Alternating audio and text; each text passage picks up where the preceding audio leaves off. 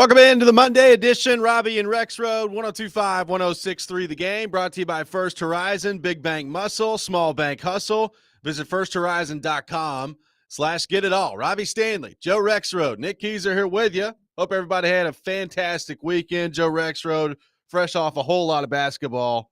How we doing? What's going on? We're doing okay. A little bit tired,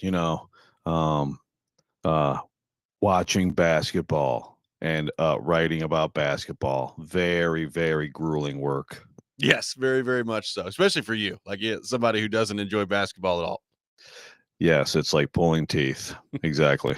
Now it's been pretty awesome weekend. I mean, we'll get into all this, but we almost got through without a buzzer beater. Then Maryland, Colorado State happened yesterday. Yep.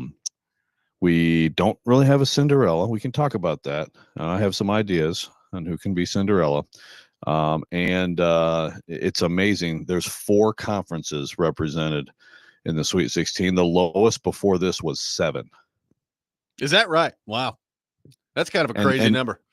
Yes, and Duke, of course, is like the one from the crappy ACC. Right. But SEC record 7 teams. No one's ever done that before. So far, the SEC is backing it up. So far they are. Although, after like Texas and Georgia lost, the funeral started for the SEC for a lot of people around the country, Joe. So it's amazing that they've made it to this point. Oh, I mean, I got some coworkers who are ready to dance on the grave and like, just calm down. Let's wait and see the best teams, how the best teams do. Yeah. I mean, that's the thing. They went 15-7, which isn't an amazing record. I think the Big Ten was like 12-4, I think. So, 15-7 is not. But they had a bunch of their kind of teams, lose those toss-up games. But the best teams advance. Florida, UConn, one of the best games of the whole thing so far yesterday. Yep, I got some things to say about UConn a little bit later in the program. What a weird dude. We're going to get into that a little bit later in the program. Tennessee advancing to the Sweet 16, Joe, for the 3rd consecutive year, and I believe the 4th time in total under Rick Barnes here. So they get the job done against UCLA. We're going to get into that throughout the show. Take your thoughts on all things NCAA tournament on our text line driven by WilsonCountyHyundai.com. But, Joe, you were there, so let's just start with you. Your takeaway from Tennessee, their performance against UCLA late on Saturday night and punching their ticket to another Sweet 16 matchup, which we now know after yesterday will be against Kentucky, which is going to be quite something. Oh, boy. Yes, it will be. Yeah, it was it was a really impressive performance. I'll tell you what, Chaz Lanier is boy, did he come ready to play in this tournament.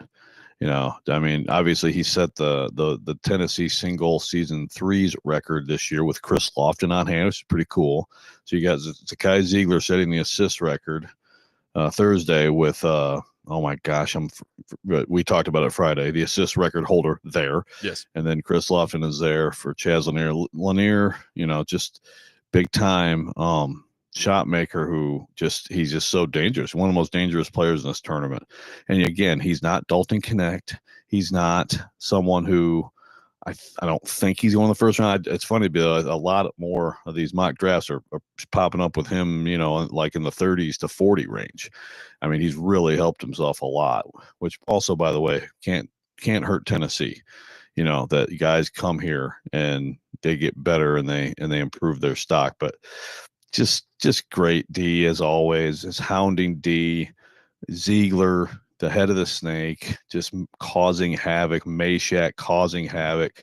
And, they had a stretch in that game, I thought, where they played as well as I've seen them play this year.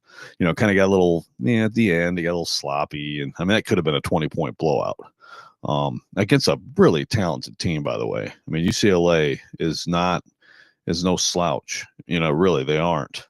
They've been an up-and-down team, but Tennessee took it to them. So I'm impressed, and I really think, Tennessee's got a chance to get it done this year. I mean, I still feel like I said this last week, I'll say it again. I mean, I think that they have a better setup going into this weekend on paper, which is all it is, than they did a year ago when you're just like, man, Purdue in Detroit, those fans have known forever that they were going to play in Detroit, so they gobbled up all the tickets. It's not going to be like that this weekend. I tell you what, the more I watch Meshack play, that guy's unbelievable. And it's not, he's never going to blow you away offensively with what he does, but he's just an absolute hound out there. Like he just is totally relentless when it comes to his pursuit of a loose basketball or chasing you down defensively. Like he's just, I guess the best way I can describe it, Joe, is like he feels like he's always in the way. Like at every point when you're trying to get a basket on Tennessee, like I turn around and Jemai Meshack is just standing right there in the way. No, he's a total winner, and he's, I know the overused term, he's a glue guy, but he is. He's one of the best glue guys I've ever seen. And I don't think I've seen two players who, again, it's different because you're right. Meshack is like the guy who he can go get a rebound. He'll go, he'll catch up from behind and block your shot. He's a tremendous athlete, but I don't think I can think of two players on the same team who are what those two are defensively. Yeah. I mean, it's really something else, and it's a special, it's a special group here for sure. And it is the end of an era this year, with those two guys moving on after this year. It was last year too with Vescovy and Josiah James. They've had a heck of a run here with a lot of really good players who have been there for a long time, who kind of set a culture and a foundation. But those two guys are, man, they are hell bent on getting this done. Well, Mick Cronin, UCLA coach, Joe, I guess moved on from like criticizing all of his players on an individual basis after the game to now the team plane. Team plane is his next target. He's very upset with the Allegiant flight, apparently. Yeah, he said what he said. He said like the crappy plane or whatever, this piece of crap plane we have to fly back. Right now, I'm just worried about, could somebody get me a hot meal? I don't eat on game days. I need a hot meal. Jeez, that guy's mad. Oh man, yeah. He was entertaining. There's been a lot of interesting pressers here in this thing so far. But interesting thing with obviously Cronin, he took that job only because Rick Barnes turned it down. Yep. And it's I mean, he has gone to a Final Four, so I mean you have to tip the cap. He's been good. And an interesting thing is, he talked this week about how they didn't have a spot, or else he wanted Meshack, and I did get the sense the other night that Meshack was even a little bit more ramped up than normal because it was obviously his hometown team. But I think I'm sure he probably wanted to get an offer from UCLA and didn't. But that's the type of stuff that happens with these things. But yeah, Mick Cronin, I guess I'd never covered a game coached by Mick Cronin before this weekend. He is tiny. I mean, he is just a tiny, tiny man. It's actually amazing. He wears a suit. There aren't too many coaches who still do the suit thing, and he and his staff do. And it really looks like a little kid about to go to church. I mean, it's quite something, but he's a good coach. Well, I hope he enjoyed his flight on the way home. Hope that Allegiant flight I hope it went okay. Hope it was a good flight on the way back.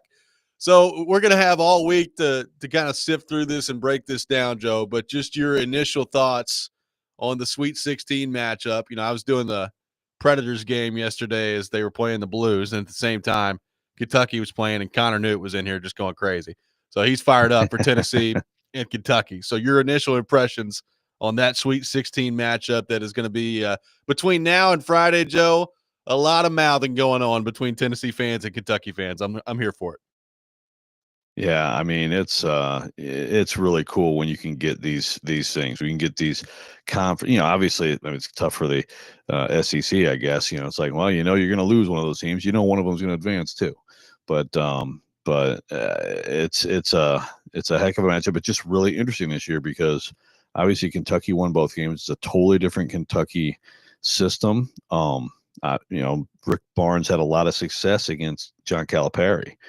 But 0-for-2 against Mark Pope, I know it's such a cliche, but it is hard to beat a team 3 times, and I think it will be hard for Kentucky to do it. But they looked really good yesterday. I mean, with Lamont Butler, they still obviously missing Jackson Robinson, but Lamont Butler is a huge deal for them. Makes a big difference. That's the matchup with Ziegler, and the Kentucky shot great in those 2 games, but Tennessee can do a much better job defensively, and I suspect that they will. I suspect they will be much more hounding and hard to score on in this game than they were in the first 2. And by the way, the Lady Vols go in and just kick the crap out of Ohio State yesterday too to advance to the Sweet 16. So you got both programs going to the Sweet 16 here, Joe. On the Tennessee side of things, I was watching some of that game after the Preds game was over last night, and they got down. I think they were down 11-3 to begin the game, and basically from that point on, they just totally dominated Ohio State. Yeah, it's a really big win for them. It was on the road. It was a 4-5 game, so they had to play that game in Columbus.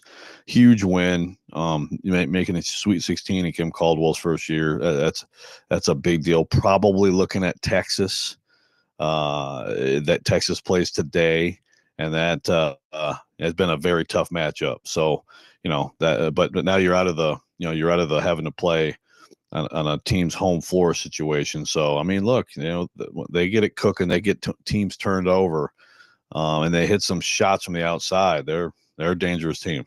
So we'll take your thoughts on Tennessee advancing to the Sweet 16 in the NCAA tournament, your thoughts on the matchup against Kentucky coming up this weekend, plus some more news and notes to get to from this weekend in the tournament, including disappointing for Vanderbilt over the weekend as well. We'll get into all that. Robby and Rexrode, 102.5, 106.3, The Game.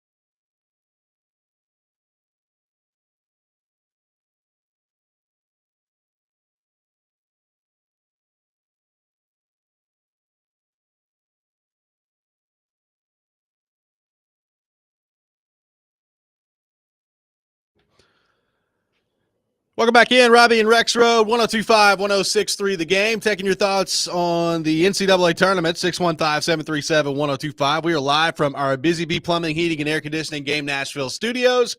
Home of the $99 yearly Beehive membership, where the buzz is always about great service. Tennessee advancing to the Sweet 16. They'll take on Kentucky, and we will get into that a lot throughout the week. Ben McKee will join us at 7:30 on the program. We'll get into all things Tennessee Vols with him as well. So looking forward to that. Joe, disappointing result for Vanderbilt on Friday. They lose 59-56 to St. Mary's in a game that looked like they had it under control for most of the game until they didn't. And obviously a disappointing kind of slippage there for Vanderbilt in the second half. They were up 29-22 at halftime, and they get outscored 37-27 in the second half to lose to St. Mary. So on the whole, Joe, it doesn't really change my thought on Vanderbilt's season, right? Like I think an overwhelming success for Mark Byington in year one, getting this team to the tournament, particularly when you consider how tough that conference was to be able to navigate through that, get some of the big wins that they got, and end up in the NCAA tournament in year one. There's no doubt that that's a success. But a game on Friday, Joe, where it looked like they had it, and then all of a sudden they didn't.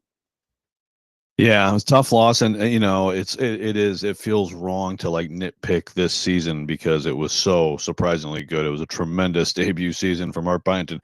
Just like Kim Caldwell, Tennessee had I think an overachieving first season. So did, but I think Byington, one of the most surprise teams in the country. But there was a little bit of a theme, which is just they had a lot of games where the second half they just they let some leads slip.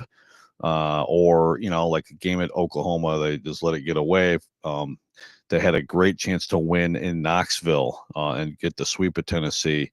And look, Tennessee at home in the second half coming back, that happens. That's going to happen to a lot of teams. But Vanderbilt did lose a lot of leads, or kind of play worse in the second half. So that's something to look at, to talk about. But tremendous season. It's too bad with this game. It's too bad for yesterday, because had they won, I really think we would have had a very entertaining, interesting Alabama Vanderbilt game. Instead, Bama basically ran up and down the court and dunked themselves into the Sweet 16 at the expense of St. Mary's. Vanderbilt they were in control. It's interesting because Marciulionis goes out with his fourth foul. Vanderbilt's up like about 10, and you're like, wow, St. Mary's is toast. Yep. And they went on this huge run without him. The guy who came in, whose name eludes me, hit a couple three, and all of a sudden it's like, sometimes you just never know. Like something that looks like a break for you turns out to be a break against you. AJ Hogarth didn't have a great performance, and he was kind of a barometer for that team this year. When he was making plays and making plays for others, getting in the lane, creating offense. At times that was some of the best ball they played, but at other times, he'll get a little bit too much into shooting, and he's not a great shooter. So not a great performance, but really an excellent season and a lot to be excited about. Well, and kind of a gut-wrenching day for Vanderbilt fans in general on Friday. You had the game, it seemed like, in control, and then St. Mary's comes back and wins in the second half. And then on the women's side of things, you lose 77-73 in overtime for your season to be done there, Joe. So in the span of a couple hours there, back-to-back just gut punch losses for Vanderbilt fans on Friday. Yeah, it's too bad. It's, you're talking about, it's been a long time since you've talked about both of those programs getting into the tournament. There's a ton of excitement about both of those programs, of course, as there should be. But yeah, it ends the way it did. That's what it is at this time of year, It's like you can have this great season, and then it's snap of the finger and it's gone. And that was a really tough loss for them. Again, tons to be excited about for Vanderbilt moving forward. Michaela Blake's in her last game of the year has 26. She's tremendous. You're talking about, again, I think a National Player of the Year candidate. You got Camille Pierre, who's terrific inside. It's just a tough day. Ayanna Moore is a really good player. That's the third player for them who, we're talking about those three players all played like 43 minutes in this game against Oregon, a 7-10 game. Ayanna Moore's 1 for 14. You have one of those nightmare games in the NCAA tournament, and she'll bounce back from that. That's the big three. They need to, I think still a little bit of size inside at times hurts them. But I mean, next year, I think you're talking about a preseason top 15 or so team going into the season. So, Joe, you brought it up. There's not really a Cinderella team advancing to the Sweet 16. There's not really been a ton of upsets in the tournament either. Now, Colorado State came close and they got beat on a buzzer beater yesterday by Maryland. Obviously, McNeese with a big win in the first round, and then they lost after that. So maybe not as many upsets and certainly not some Cinderella teams as we've seen in years past in the NCAA tournament. So what's your read on that? Why do you think that is? And does that signal maybe a trend that could be coming in the college game to you? Yeah, look, I think when it comes down to it, you think about I was going through this last night a little bit for something I was writing for The Athletic, and it was like, man, look at all these mid-major guys who right now could be in this tournament being the stars for mid-majors. Now, Neat Clifford for Colorado State, there isn't a guy who's a pro who's plays for Colorado State, and I mean that it looked like he made the winning assist to beat Maryland, and Derek Queen does amazing stuff at the end. But I mean, Chaz Lanier, he could be playing for North Florida. Yep. Janiah Broom, he could be playing for Morehead State. Lamont Butler, San Diego State instead of Kentucky. Danny Wolf at Michigan. Last year, he won a game for Yale against Auburn. Think about the guys that could be at Belmont right now. Oh, yeah, exactly. It's unbelievable. It is. I mean, Will Richard kind of saved Florida yesterday, really. If you watch that game, now Walter Clayton went nuts at the end, but Will Richard kept them in it. He was at Belmont. Jacoby Gillespie, he's in the Sweet 16. He was at Belmont. I mean, it's really remarkable. So I think you gotta. I think with trends sometimes, like, okay, let's see it keep playing out. But last 2 years, we're talking about two of the lowest seed totals. So in other words, when you add up all the 16 teams, what is the total? The lower the total, that means the higher the seed, right? Collectively. So it was 53 last year. It's 55 this year. The all-time low is 49. It's chalk, man.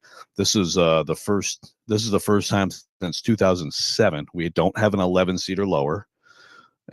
This is also the one of the 6 times that the top 4 seeds won they all won their first game in the tournament. And that hasn't happened, I think, in like 8 years. So it's hard for me to look at that and not say, yeah, like the mid-major stars are going to be plucked by the power teams. And so the power teams are going to, you're going to have fewer quote unquote Cinderellas probably, which is too bad for sure. Because we love the St. Peter's, but I don't think we're done having those stories. Yeah. But I think it's going to be harder. I think it's going to be harder. I think it's going to take, probably some special groups that for whatever reason don't get plucked and hang around and just have a better chance to have those type of moments. It's interesting though, because I guess the question is this a bad thing? Is it a good thing when it comes to the overall sport? Because I've always kind of operated this way, Joe, and you can tell me whether or not you agree or disagree. Like, I think people love Cinderella stories. People love upsets to a point. And then when you get deep enough in the tournament, you just want to see the best teams. Like, you want to see the best teams go at it. So if this is a trend, maybe the opening round or two, it's not quite as exciting because you don't have those upsets that we're used to in the NCAA tournament as frequently. But by the end of it, do you get better basketball because the teams that we expect to be there end up being there at the end of the day? Yeah, I think I think you're dead on with that. I think that's exactly how a lot of people look at it. I mean, look, was it 2 or 3 years ago that St. Peter's happened? I don't remember if it was 23 or 22, but I think I mean, yeah, I mean, that was amazing. And then to watch them in this round beat Purdue, you're like, oh my gosh. And then of course, North Carolina beats them by 1,000,000. Right. But still, we were all on board. But you're absolutely right. Once you get to this round, people want the best teams, the biggest brands, and this round, I mean, BYU Alabama, folks, it's first game Thursday. Like, it's going to be like 107 to 104. I mean, seriously, like like that matchup stylistically is insane. Zona Duke, Maryland, Florida, Kentucky, Tennessee, Michigan, Auburn. I mean, Michigan State, Ole Miss is a fascinating game, and those two are in Atlanta. I mean, Purdue, Houston, in Indy. It's the matchups on paper here are, I mean, some of the best I can remember in the Sweet 16. 615-737-1025 is our phone number. We'll take your thoughts on our phone and text lines driven by WilsonCountyHyundai.com. Ben McKee from GoVols 24/7 will be with us at 7:30. We'll get into the Vols advancing to the Sweet 16 with him coming up a little bit later in the show. Coming up next, a report with a guy that, Joe, I was not sure that we'd ever hear about again as an NFL player over the weekend, has serviced, and it's got my eyebrows raised up a little bit. We'll get into that coming up next. Robby and Rexrode, 102.5, 106.3, The Game.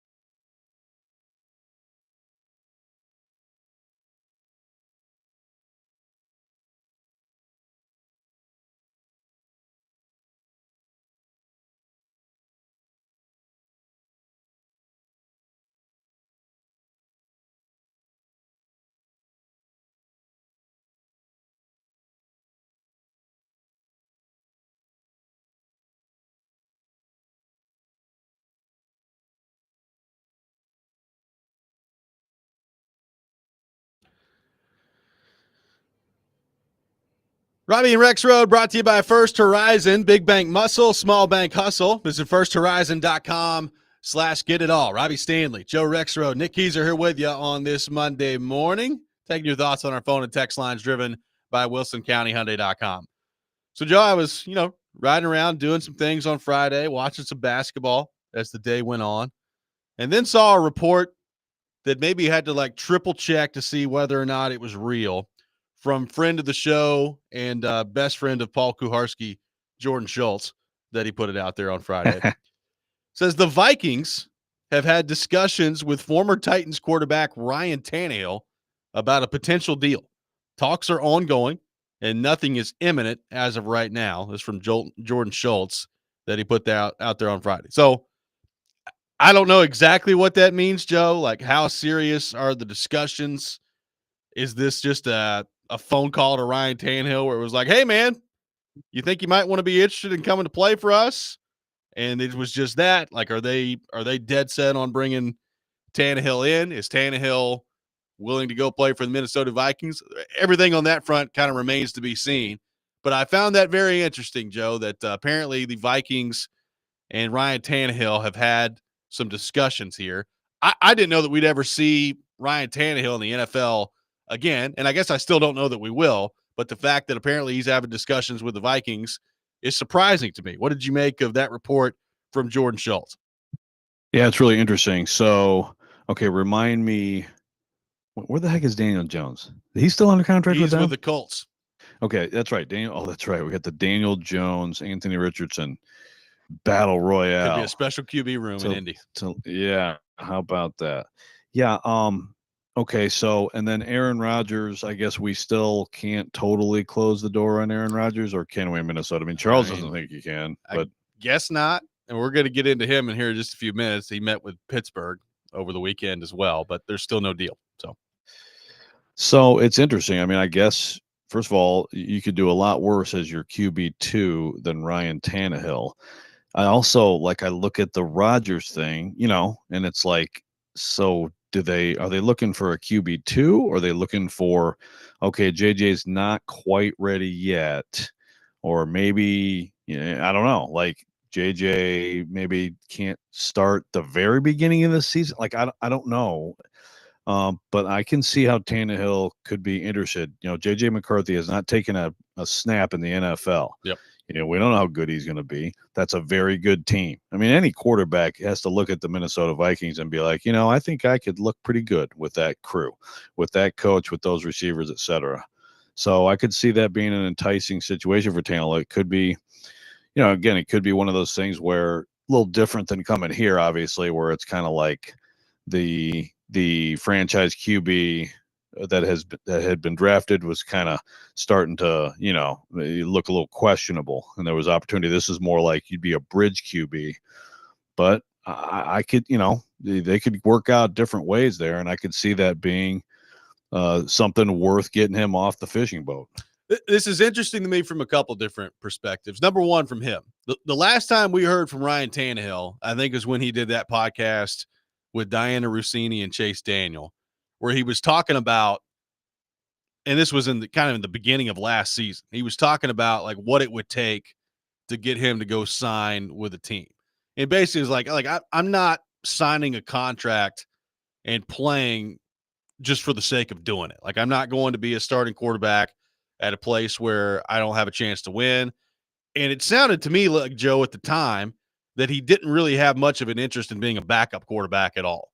Now, that was, several months ago. So has his perspective on that changed? Is he, after having a year off from the NFL, is he trying to get back in regardless of what the role looks like? I don't know. I don't know what the answer looks like there from the Tannehill perspective. We've talked about him in terms of the money he's made. He's made an absolute ton of money. So you go look at the career earnings of Tannehill. He's doing fine. He doesn't necessarily need the money. The other part of this is, what exactly would Minnesota view him as? Like, do they want him to come in and start? Do they want him to come in and be the backup? Because to me, Joe, if you're not ready, if you're not committed to McCarthy being your starting quarterback, then I don't know why you're not signing Rodgers. That to me wouldn't make much sense. Like, if you're if JJ McCarthy is your starter, then I guess I'd be interested to see Tannehill. Like, does he actually have interest in that, or have they sold it to him of you could come in, you could compete, and maybe you start the season as the quarterback, and then we'll just see where JJ McCarthy is from there. It's interesting to me from both of those standpoints, because to me, like from the Minnesota standpoint, Joe, if you're not sold on McCarthy going immediately, then I would sign Rodgers if I was them. Yeah, except unless you're like, you know what? Actually, let's not bring that freak show to town. Well, Tannehill, sells Celsius, whatever, on a boat, and doesn't like to be someone's mentor. But he's not going to mentor. Yeah, I mean that would be, because I'm with you. I would agree. And then if you're a Vikings fan, I mean, if right now if you're sitting there thinking about the idea of, hey, you know what? How about Ryan Tannehill as your starter instead of JJ McCarthy? I'm sure a lot of Vikings fans are like, what? But if I'm Tannehill, if this advances to where it gets serious, there's no way to me that the Vikings told him you're just QB2. You know what I mean? I don't think he's coming out of pre-retirement here just to be a QB2. I suppose you could look at it like, well, this kid is coming off an ACL. He got hurt. So this could be another one of those. All of a sudden, boom, I'm in charge of this really good team and I have a chance to actually win and do something. But I can't imagine that he's going to take these talks to a serious level if there isn't some talk of him at least having a chance to start. Yeah, I would agree with that. And again, Jordan Schultz said that they've had discussions about a potential deal. Like, to what level? Like, what level have those discussions evolved to? That's what we don't know. Like, it could be just very, preliminary. They could be far down the road. Like, it's interesting to me that this is really, Joe, I think the first time since he's left that there have been like concrete evidence that he's been in talks with other teams. Now, I'm sure last year at some point, Joe, like last offseason, he got calls to come in and either compete for a starting job somewhere or be a backup quarterback. And he basically said that on the Rossini podcast last year, and he just didn't do it. This is the first time he's kind of been connected to a specific team where there's been some actual legs to it. Yeah. And I've always believed it. Just, the fact that he didn't announce a retirement, to me, it's like, okay, well, I've believed that, that he is keeping himself sharp and hoping to have, one more crack at it. I mean, like, again, there really is no reason not to just go ahead and retire, But obviously the Flacco example from a couple years ago is sort of the, well, I don't know if you call it a dream scenario, but it's like really good team, a lot of talent, lost their QB, needs someone off the couch who can get it done. But maybe for him, it's also like, if you can get into a winning situation that you really like, you never know how things might play out. And he doesn't have, to me, any incentive to really like play out some years here as a QB2. There's plenty of teams that would pay him happily, like, $4 million or whatever to be a QB2, but I can see why that's just not appealing to him. And again, it's hard for me to believe he's going to seriously look into this if there's not some possibility beyond that. Well, we know that the Vikings are going to sign a veteran quarterback of some kind. Now they're kind of running out of options on that front as more quarterbacks continue to come off the board. We'll get to another quarterback that came off the board over the weekend here in just a few minutes. So we talked with Charles Robinson about that on Thursday, kind of specifically focused in on the Rodgers front. But if it's not Rodgers, it's going to be somebody. And Charles's point was, like, until they find that veteran quarterback that can either be their, bridge starter or come in and be their backup to McCarthy, then it's hard to assume that the Rodgers to Minnesota thing is dead at that point. So it's interesting.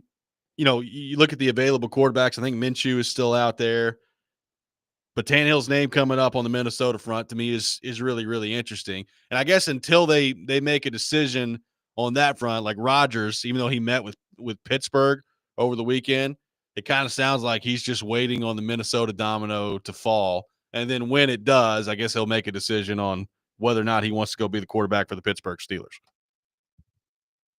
Yeah, it's interesting. You could have a situation where the Titans choose Tannehill over Brady and the Vikings choose Tannehill over Rodgers. Yeah. Even if it never ends up getting a ring, he can. I mean, that's like a banner you could hang up in your man cave, right? 5 years later, he ousts someone. Now, Grant, that's the thing. You'll say Aaron Rodgers, and people will be like, "Wow, that's amazing." Of course, this Aaron Rodgers, little different from Aaron Rodgers of even a couple of years ago, but still, that's something else, man. If that's how it works out. Tannehill just doesn't go away, man. He can be around for a long time playing quarterback. One day he's going to oust Mahomes somewhere. Yeah, maybe. Yeah, the Chiefs will. When Mahomes is like 43 and Tannehill's like 50 something, he'll be like the new George Blanda in this league without the cigarettes. 615-737-1025. Our phone number. We'll continue the discussion on the quarterback front. Rodgers did meet with Pittsburgh over the weekend. So what do we make of that potential fit? Plus another quarterback off the board that could affect the Tennessee Titans. We'll get into all that. Robby and Rexrode, 1025, 1063, The Game.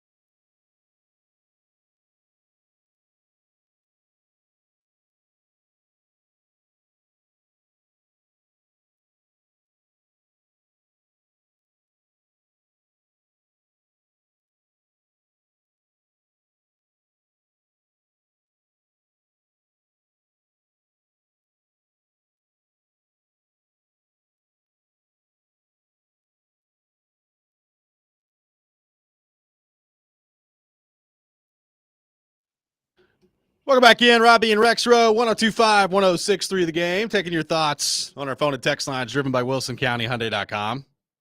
By the way, disrespect from me on the Gardner Minshew front. He did sign in Kansas City, so he's the backup in Kansas City to Mahomes. Slipped my mind on the Gardner Minshew front. So even less quarterbacks are available out there than I thought. That's a weird one, right? I mean, they've kind of had it'd be fun. They had Henny forever. Yeah, I mean it's just you know. Yeah, Carson Wentz they've had more year, of so the, I guess it's kind of similar. Yeah, that is true. They're not afraid to like basically say, you know what, we can have just the wackiest situation ever at QB2. We know if QB1 goes down, we're totally toast screwed anyway. Yep. So yeah, no doubt. So that means the quarterbacks out there that are available, outside of Rodgers and Russell Wilson. I mean, you're talking about the Trey Lances, Drew Lock, Flacco, Carson Wentz, still out there. So you start to get into some of those, like CJ Beathard, getting into some of those guys. So that's what Minnesota's kind of looking at right now on that front. And another quarterback target off the board, Joe, Jameis Winston, ending up with the New York Giants over the weekend. Now, does Jameis Winston change the equation for the Giants in terms of like whether or not they're going to be interested in drafting a quarterback?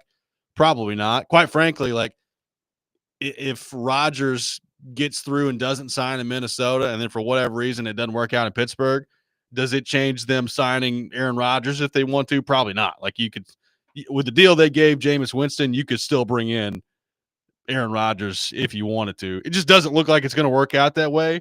And it looks like at the moment, Jameis Winston is the starting quarterback for the New York Giants. So take another quarterback target off the board. And right now the Giants, looking in, kind of heading into the offseason, you thought, all right, could they get Stafford? They were clearly interested in Stafford. It didn't work out. He ends up back with the Rams.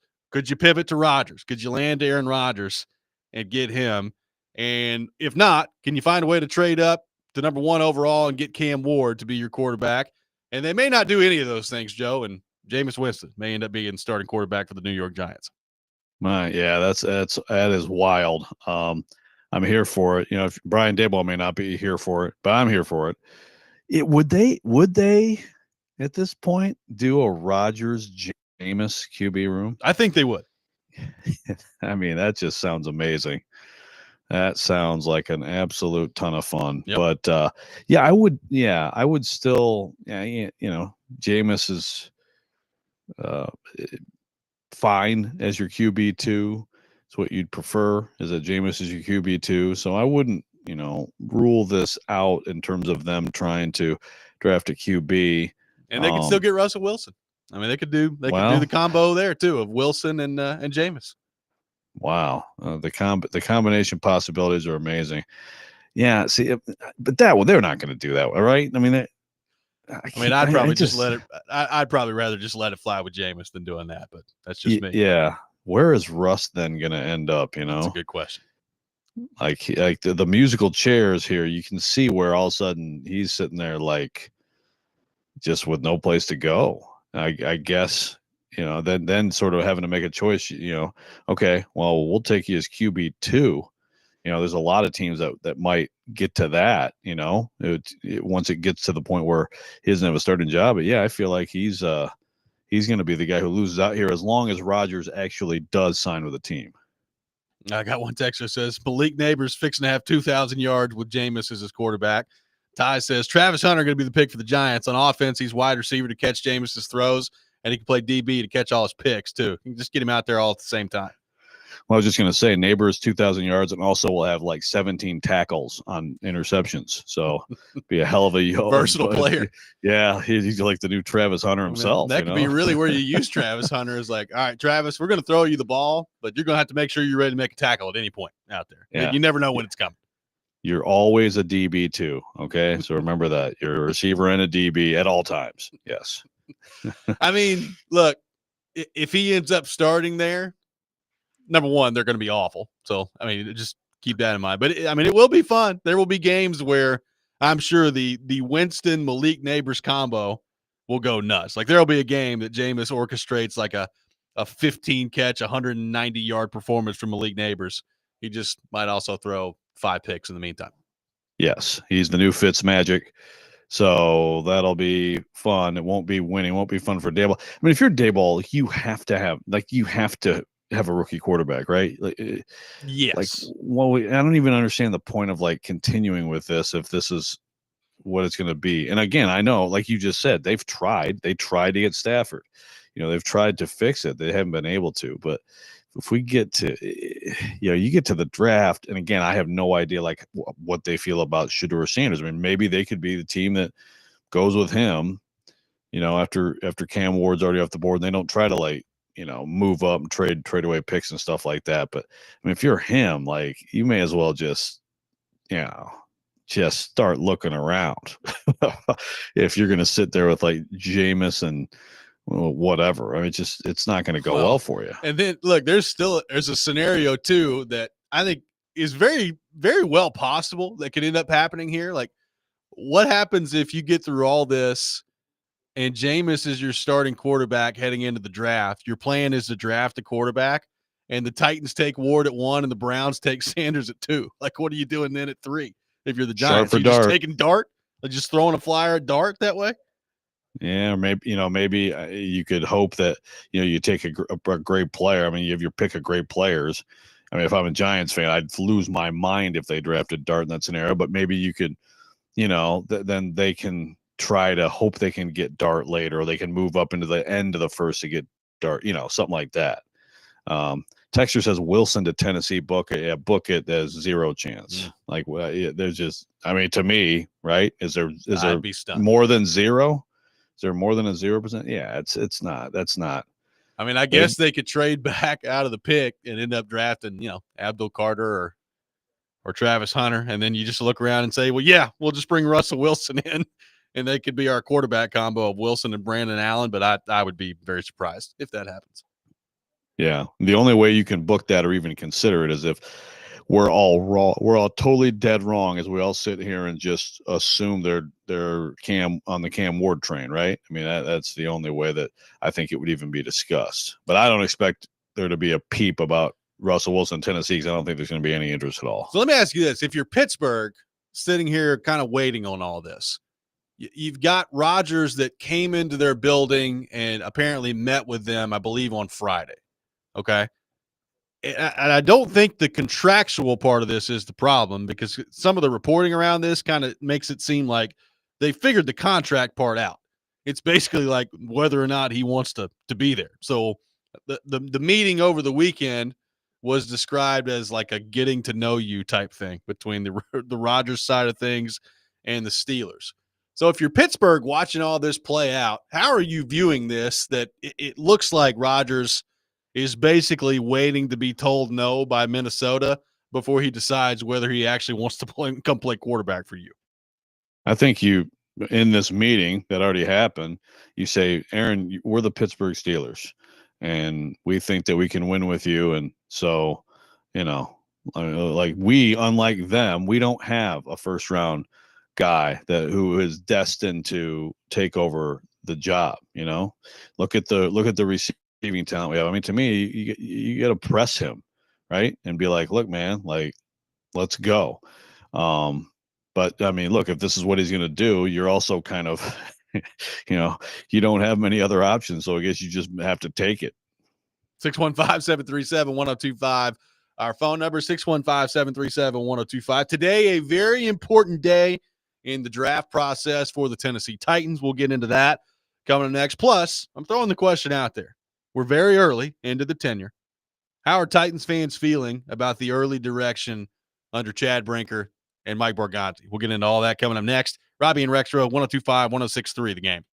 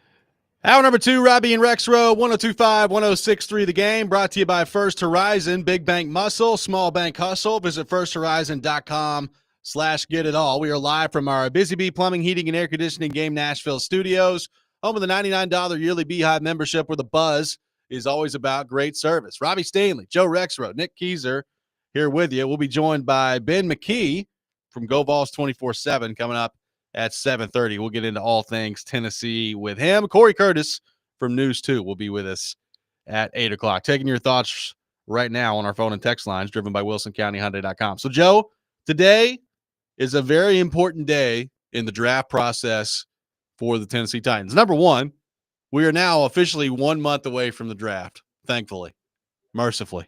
1 month away from the NFL draft.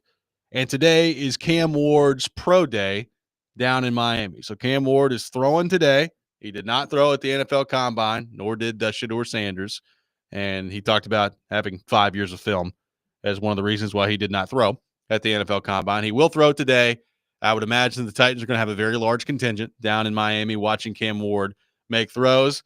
By the way, I think if you're interested in watching that, I think it's this afternoon at 3 o'clock Central Time, and it's going to be on the NFL Network. So make sure. Oh wow! You keep that, I didn't know that. Keep that in mind.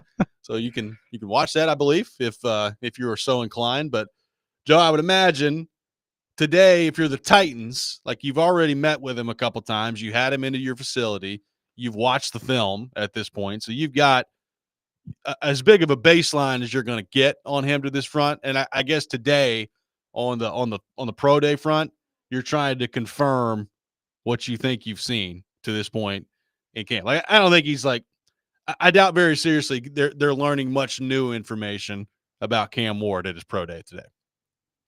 So, not to nitpick Cam Ward, future Nashville sports star, but if you got 5 years of film, why are you throwing today? I don't know. I mean, you got 5 years of film. Just let the 5 years of film stand. Now, a lot of obviously, like quarterbacks, they like this better because it's people. They're for the most part, going to be throwing to guys they've been throwing to. I assume all those guys who are draft eligible, Restrepo, I assume he'll be catching passes today. I mean, it's a showcase for them too. So you got that timing and that chemistry, and that certainly can make a QB look better. So, it's I'm sure Titans brass will be well represented down there. I'm sure a lot of people will be down there. It's interesting because I feel like this pro day 2 weeks ago is a different feel than it is now, where it's like there's just this presumption that the Titans are like no one else is going to get a crack at him anyway, So how many other teams are down there? Are the Giants down there trying to intimidate the Titans as they watch Cam Ward, Oh, I'm sure they're down there. Yeah, I'm sure they're down there too. But I must say, Robby, I can't recall, and maybe I've just missed this, but live national TV coverage of pro days. That's definitely. Oh, I remember one for sure. I remember the Zach Wilson one. That one was definitely on TV because he made that crossbody throw. If you're like, oh my goodness, did you see that throw from Zach Wilson? He's going to be an absolute superstar. And who knows? Maybe he will be at some point with the Dolphins, but hasn't worked out so far. Yeah, I mean, seriously, whatever happens today, I mean, I think it's almost like a 40 time. If you really love a player, you just want the 40 time to not be like, oh my gosh, that's a problem, right? So that's really what today is like. Yeah, anybody who gets excited about a quarterback throwing against air, they should be able to throw footballs well. They're like a prospect to be drafted in the NFL, right? To me, it's more of a story if it doesn't go well, right? Like if it's more of a story if Cam Ward just totally screws things up today. Exactly. It's man bites dog, if it doesn't go. But yeah, otherwise it's just like run of the mill. Oh, wow, he threw the ball well, no kidding. But it's also when you don't do it at the combine, people they just still want to see it. Let me see that. Let me see that arm, that live arm in action. So I guess I may have to tune in for this now. Oh, I'll probably watch it. Yeah, why not? Just see him out there just slinging the ball around and In all seriousness, like the Restrepo kid, the more I watch him, the more intrigued I am by him as well. So he's good. hopefully he's out there catching passes today. I got one texter that says it's not a safe pick, and this would get all these people fired. Isn't the cardinal rule in the draft not to reach for a quarterback? Mike on the text line, Joe, says it's a long text, but he's asking how the Titans got to this point. This offseason is Rand Carthon 2.0, except for the grossly overspent for an average offensive lineman. 6 weeks ago, nobody was sure that either one of these supposedly top two quarterbacks are worthy of a first-round pick. Certainly not a generational talent. And now they're going to draft a quarterback at 1. You trade back, you should be able to get a bonanza from the Giants. Once again, how did they get to this point? This is from Mike on the text line.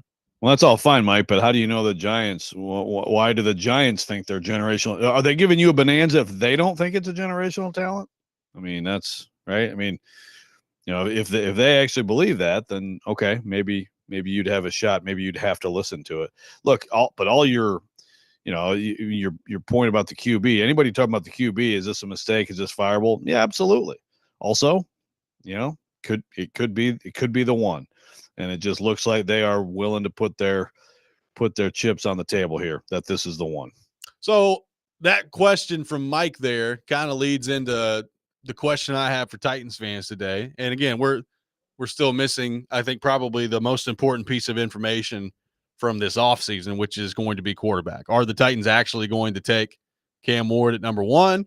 Do they end up trading back, as Mike suggests there on the text line, and picking up some more draft capital, and this year just basically being a wash at the quarterback spot? So we'll see what happens on that front. I think for the sake of this discussion, I'm probably assuming that they're taking Cam Ward at number 1. So my question is, like, if you're a Titans fan in the very early stages of the Chad Brinker, Mike Borgonzi era and what we've seen from them to this point in free agency, some of the cuts that they've made, some of the guys that they've brought in here, what do we make of the strategy? What do we make of the early returns from the Brinker and Borgonzi era? One thing that's clear, Joe, and we've talked about this, they are prioritizing availability. When you factor in the players that they've brought in and some of the players that they've gotten rid of, availability clearly a very big deal to this front office here, and history of availability, trying to project that forward,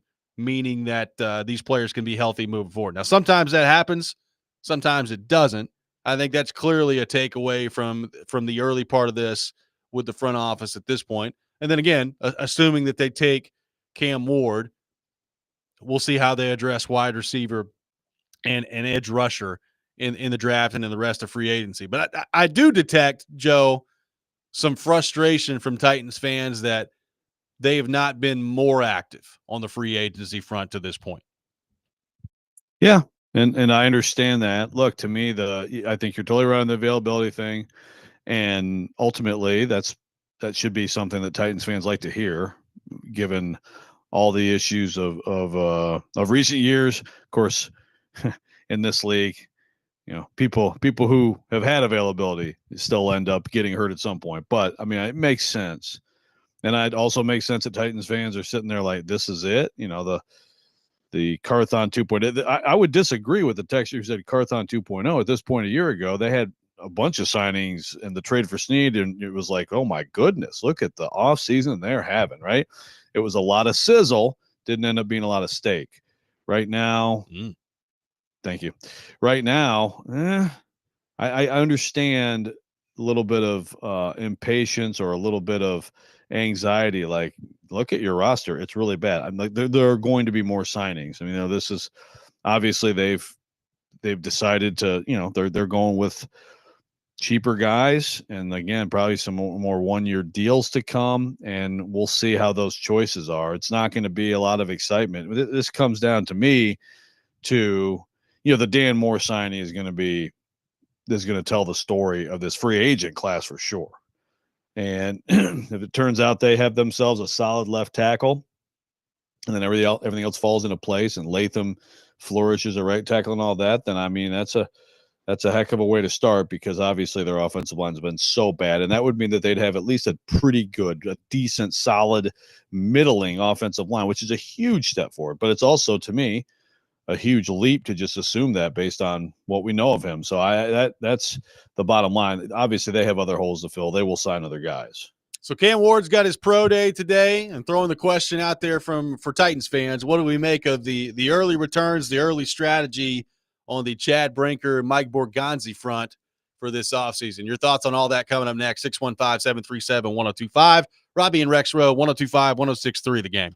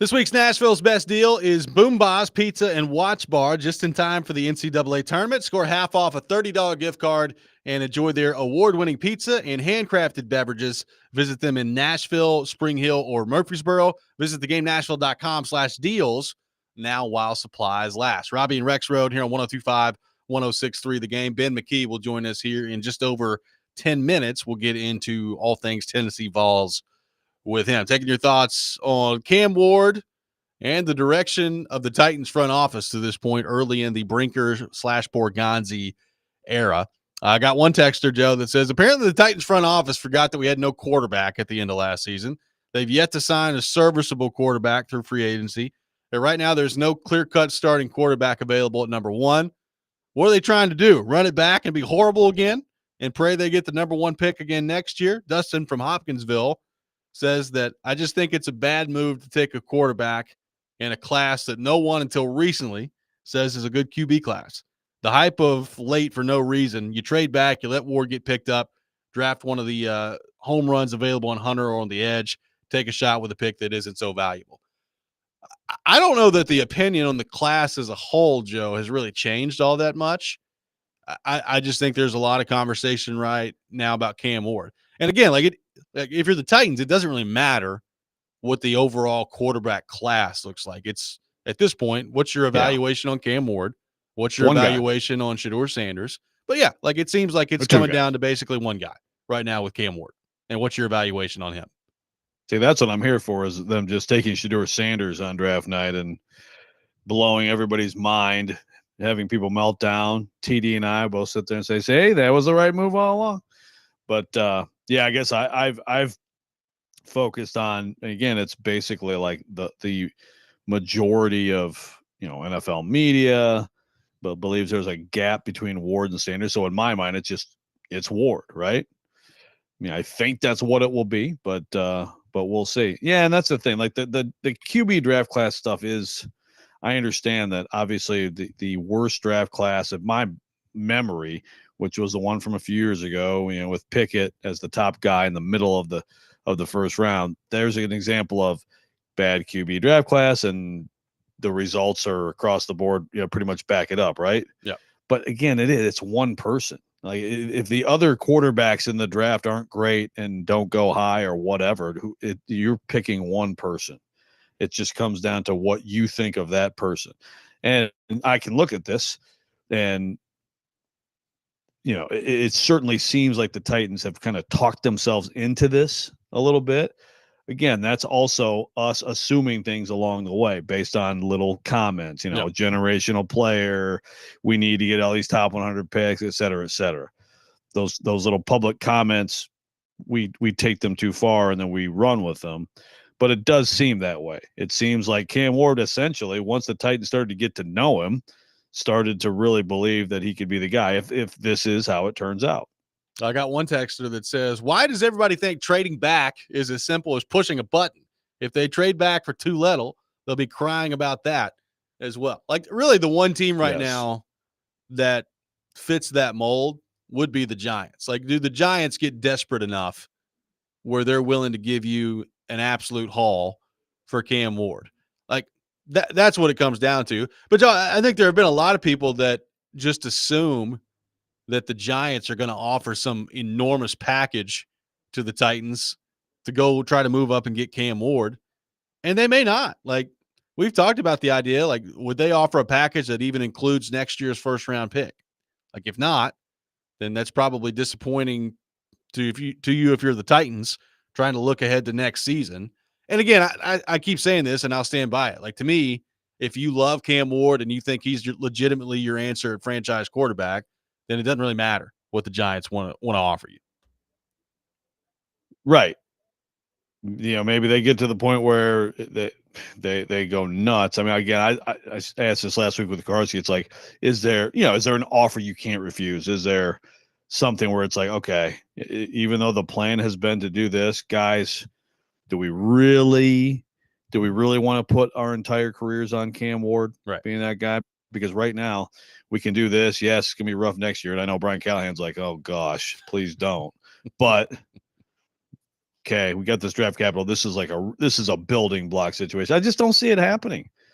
I don't see it happening. And maybe it's as simple as, like you said, like the where they get hosed is the Browns then take Shador, but again, they may think there's not that big of a gap, and they may be gambling that, the Browns are, I mean, a lot of people seem to think Browns are taking Abdul Carter no matter what. Again, is that real? There's a lot of things where you believe, there's a strong belief that this team is doing this or that, and then it turns out like absolutely not. There was a huge amount of smoke about the Colts wanting Levis, right? If you remember, right before the draft, and we know how that turned out. But if that's the case, then the Giants may be like, you know what, Shador, we have Shador right there with Cam Ward anyway, so why give up draft capital? I mean, I think the Titans are going to be sitting there, and that's a very good point on the text line. We make it over and over again. Just trade back. Okay, well, who's coming up to get it, and what are they offering us? I don't think there's going to be anything great. Well, and then to the point that others have brought up on the text line, and look, Kuharski's talked about this too, and I think Kuharski is probably more open-minded to this than certainly I am when it comes to this draft. But like, what if the plan is to try to trade back, and if you don't, you take like Travis Hunter, and you're just looking at Cam Ward, and you're like, everything's pointing to them signing Cam Ward, but at the end of the day, they're not sold, and they're committed to looking at the draft process next year at quarterback. Again, if you're Brian Callahan, that sounds like living through hell this next year, and I understand that. But I mean, Kuharski's throwing it out there that he's still not totally convinced that Cam Ward's going to be their guy at number one, which sounds awesome to watch next year. It's going to be great. Hey, I will, as much as, yes, it'll be really. I mean, I don't even know then what you would be talking about at QB, but I'm here for a curveball and taking one of the. Again, I'll say it over and over again. I'm walking to the podium. I'm taking Travis Hunter. He's the best player in this draft. He's the player in this draft who's going to be in the Pro Football Hall of Fame. Okay, that's my belief. He may end up being someone who plays in the league for 3 years and actually isn't very good at either of the positions people are talking about. But I believe that, so I would do it. But yeah, like if you do that, that's where someone said, I wish they would have like signed Winston, and I agree. Like, to me, you sign a quarterback who at least could start for you, like is a viable starting option, which Brandon Allen isn't, and then then I could believe that they're going to do something like that. But it's hard to believe it at this point. It's hard to believe it at this point. Like, I mean, there's certainly. I mean, I don't think they're not rolling into next season with Brandon Allen as your starting quarterback. I mean, if your goal is to have the number one pick again next year, Joe, then that would probably go a long way towards accomplishing that goal if that's what you did with Brandon Allen as your starting quarterback. Yeah. Wear socks without starch for Arch? No. We got to come up with something. Well, I mean, crawl through lava for Iamaliava was pretty good. So that may be one that we need Nico to drastically improve this year and be ready to be drafted next year. Yeah. And that's the thing. Yeah. A year ago, it was like, oh, he's certainly right. He's going to be right up there at the top of the draft. And now who knows? And of course, Arch probably is going to come out next year. So, but hey, maybe Carson Beck is about to just absolutely light up the world of Miami. Maybe so. 615-737-1025. Our phone number, 615-737-1025. We'll be joined by Ben McKee from GoVols 24/7 coming up next. We'll get his thoughts on the Sweet 16 and the Tennessee Vols and the matchup coming up against Kentucky. All that coming up. Robby and Rexrode, 102.5, 106.3, The Game.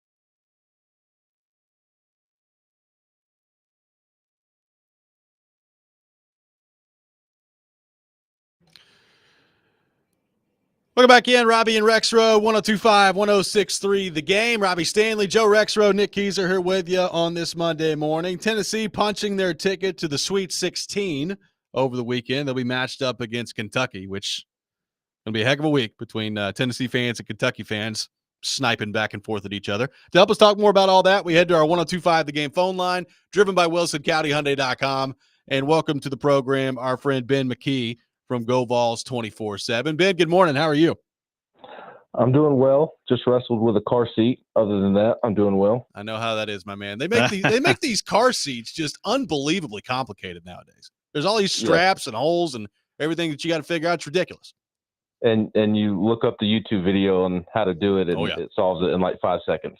It makes you just feel like a complete moron after it's done too. Oh yeah, done that many times. Yeah, that's I never had that issue. But I got an email from Ben. I got an email from Amazon the other day that the car seat that we've recently ordered for my kid just got recalled. There's a recall on it, so got to go find another one now. It sounds about right. And did they make car seats when Joe was coming up? Well, I don't know. That's a good question, Joe. Do you know what we're speaking of? Well, I mean, we had seat belts, and then basically I'd roll down the window for the cigarette smoke to leave the car. It was fine. They were fine. Very well done. So Ben, obviously a fun weekend to be a Vols fan with Tennessee punching their ticket to the Sweet 16, and then on the women's side, Kim Caldwell doing the same thing. Let's start with Rick Barnes and company here. Just their performance in the tournament to this point, including a particularly dominant second half there against UCLA. What have you made of Tennessee's path to this point to punch their ticket to yet another Sweet 16? That they're a true Final Four contender. I guess that was maybe the notion going in, but you never really know with Tennessee basketball heading into the NCAA tournament. There's a long list of letdowns that my colleagues were even going through last night in the group chat, and some that you just forget about going back to the late 90s and early 2000s. So you never really know with Tennessee basketball until it actually happens. You got to put your cup on if you're a Tennessee fan for the NCAA tournament. And I think this weekend maybe encourages you to believe in this Tennessee basketball team if you're a Tennessee fan, because they were flat right dominant against Wofford and against UCLA. Obviously, they handled Wofford the way that they should.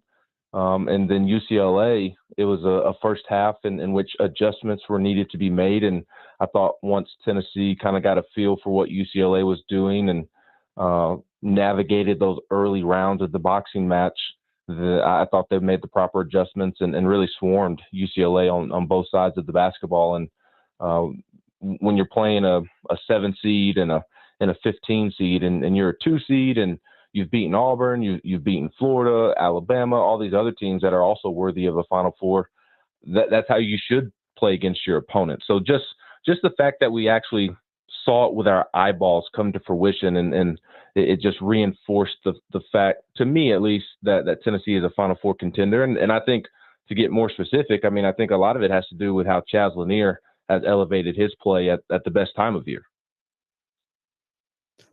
No doubt. And Ben, I've crunched some numbers in case you haven't done these yet, and I know you're going to spend a lot of this week talking about those two games. But you mentioned Chaz Lanier, who was incredible in those two games at Rupp. He went there earlier this year, of course, was 0 for 7. So Lanier, Ziegler, Gainey in those two games. Lanier 3 for 17 from 3. Gainey 2 for 12 from 3. Ziegler 1 for 13 from 3. 6 for 42 for those three guards in the two Kentucky games. That's 14.3%. And I'm not sitting here saying, well, there you go. You can just write them into the Elite Eight. But I will say, I don't expect that to happen again. First of all, when you look back at those two games, what else stands out in terms of, what may need to change? That's a huge one. And do you feel like with those three guys shooting the way they are now, that just takes this team to another level? Yes, absolutely. Because what are the numbers of what Tennessee's guards did combined this past weekend against Wofford and against UCLA? The numbers are vastly different. And Chaz Lanier is a different basketball player today than he was during those first two matchups. He has elevated his game the last month and a half, really since that I thought the turning point for Chaz was that Oklahoma game, which I believe was the Saturday before the trip to Rupp. He was impacting the game in more ways than just shooting the basketball. He was rebounding. He was facilitating for his teammates, not to the extent that Zakai Ziegler or Jordan Gainey does, but some of his assist numbers were kind of silly in comparison. Like, I think early on in SEC play, there was a point in time in which Bishop Boswell had as many assists or more assists than Chaz, and that's not the case anymore. Of course, he's not dishing out 7 to 10 a game, but it's like 2 or 3 here and there, and he's grabbing 5 rebounds. He's coming up with 2 steals. He's blocking a shot. He's moving better without the basketball. He's not allowing defenses to just consume him. And when they don't give him any breathing room, he just kind of went into a shell. And now he's fighting through these tight defenses and whatnot, and finding ways to thrive and still get his shots off and make the shots, most importantly. So I just think Chaz Lanier is a totally different basketball player than he was, especially that first matchup in Knoxville. And then the one in Rupp, I thought, again, that Saturday against Oklahoma, he had a really good performance in Norman where he could not miss in the first half, if I remember correctly. But it wasn't the shooting. It was how he was impacting the game in so many different ways. And you kind of saw that in Rupp as well, even though he had a bad shooting night, as you pointed out. There were still some other things that he was doing to help Tennessee. And it's just been a continual process of growing in terms of being able to affect the basketball game in more areas than just shooting the basketball. So I think Tennessee's guard play is in a much better spot going into this matchup with Kentucky. Zakai Ziegler, that first matchup against Kentucky, that was the game in which he tweaked his knee at the end of the first half. And he did come back and play in the second half, but he did not look like Zakai Ziegler. And I feel like that was a product of the knee. Jordan Gainey's playing the best basketball of his career, I feel like, right now, especially with what he did in Nashville at the SEC tournament. So I just feel like Tennessee's guard play, Jemai Mashack maybe finding a spot offensively to where he can provide a little bit more than he has up until this point in the season. So the guard play is, I think that's what's going to win the game for Tennessee. Tennessee did have some issues with their big men. There's no doubt about that they'll need to correct as well. They can't allow as many open threes as they allowed the first couple of games. But the guard play, to me, is what will dictate whether Tennessee wins or not. If it's the guard play that you saw in those first 2 Kentucky matchups, Tennessee's season ends on Friday night. If it's the guard play that we saw in Nashville and in Lexington this past weekend, I think Tennessee's going to the Elite Eight. So, Ben, as you're watching this team right now, where do you think Igor Milicic is with his game, and how important is he going to be in determining whether or not this is a team that can break down the door and get to the Final Four? Yeah, he's really important. I don't know that Tennessee needs him to go score 20 a game with Chaz and Gainey elevating their game of late, but he is somebody, like you saw against UCLA, Tennessee really needed him on the boards, and he delivered. And all the assistant coaches in the locker room after the game and his teammates talked about how going into that matchup, they challenged him and really, really emphasized that, hey, we need you on the glass. If not, we're going to have a hard time winning against this big fella from Spain who stands at 7'3". And, Igor didn't have the flashiest stat line in the box score. I believe he finished with 7 rebounds or so, but those rebounds were critical. And in teaming up with Cade Phillips and Felix Okpara attacking the glass, they were able to win the battle of the boards. And that was a huge difference in the basketball game. Mick Cronin talked about it afterwards. Rick Barnes talked about it. So I feel the same way about Igor that I do Chaz, especially late January when it was clear that Chaz was still trying to adjust to SEC play. He needed to become more than just a shooter. I think Igor needs to fall in love with that idea as well, that, okay, I can help my team more than just scoring 15 to 20 points a game like we have seen him do at times. If I'm playing solid defense, if I'm rebounding the basketball, if I'm being physical, then that is helping my team win. And the offense will kind of take care of itself. The shots will take care of itself. And he should find comfort in knowing that there's not pressure on him to make shots when Chaz and Gainey and Zakai are making shots like they are. So I think the key for Igor, and I thought he did a better job of this past weekend than he did in Nashville when he really struggled, of just finding other ways to impact the basketball game. And I think that's helping him open up his overall game a bit more. Yeah, no, I thought he was just the way he fought for some of those rebounds was a big deal in that game. 20 boards between those three guys. You'll take that for sure. So you mentioned, the bigs been, matching up. Kobe Brea got loose in both games and got some good looks. So Amari Williams obviously is, he's a really like their half court catalyst in a lot of cases for that 5-out offense. What is what's the best matchup for him? I mean, I know Okparo's probably going to have to guard him a fair amount, but is Cade Phillips a guy who, can go out there and you think, give him a different look and maybe make things a little more difficult on him? Yeah, I think that's a great point that I actually was not thinking about. I was thinking Igor Milicic when you first started asking the question, and then you bring up Cade, and I immediately go back to early in the season. I think it was during non-conference play. It might have been early in SEC play. Rick Barnes talked about how they think Cade Phillips can be the next Jemai Meshack. Maybe not in terms of being a finalist for Naismith Defensive Player of the Year, but in terms of the versatility and really being a lockdown defender, of being able to defend the 4, the 5, and then being able to step out on the perimeter and guard a guard or a wing. So I think that's a great thought and a great possibility because they're going to have to slow him down. You go back and look at Amari Williams' stat line in Knoxville, and it was pretty ridiculous. I mean, he had 15 points. I think it was 9 rebounds and a season high 5 assists. And you mentioned that Kentucky made some tweaks with its offense with him kind of bringing the ball down the basketball floor. And that gave Tennessee a lot of issues defensively that we haven't really seen this season. So what adjustments is Tennessee going to make?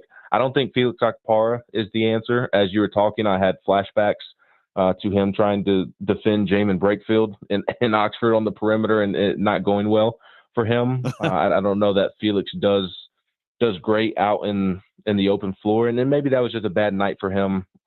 But I do think he's better the closer you are to the rim. But Cade Phillips and Igor Milicic, I think in defending Ansley Almanor and Amari Williams, who can, they're not your typical stretch 4 or stretch 5, but they're also not your traditional big man in which they're just camped out under the basket. They're going to bring your post players further away from the basket, or at least they're able to. So I think it's going to fall on the shoulders of Cade Phillips and Igor Milicic Jr. to step out there and defend and be physical with those guys. I think they have the body types to do so, and they're going to have to because, again, Ansley Almanor and Amari Williams, a lot of talk about the guard play, rightfully so, as we've already discussed, but those big men for Kentucky were a problem for Tennessee as well. Well, Ben, great stuff, man. Really appreciate you taking time to be with us today. It's going to be fun in the lead up to Tennessee and Kentucky this week. Enjoy the weekend, and we'll talk to you soon. Yeah, thanks for having me on. You'll have a great week. You as well. Ben McKee, our guest here on Robby and Rexrode from Go Vols 24/7. Going to be a lot of chatter between now and Friday about Tennessee and Kentucky coming up. We'll have the Rob Rant coming up next. Corey Curtis from News 2 will be with us at 8 o'clock. All that ahead, Robby and Rexrode, 102.5, 106.3 The Game.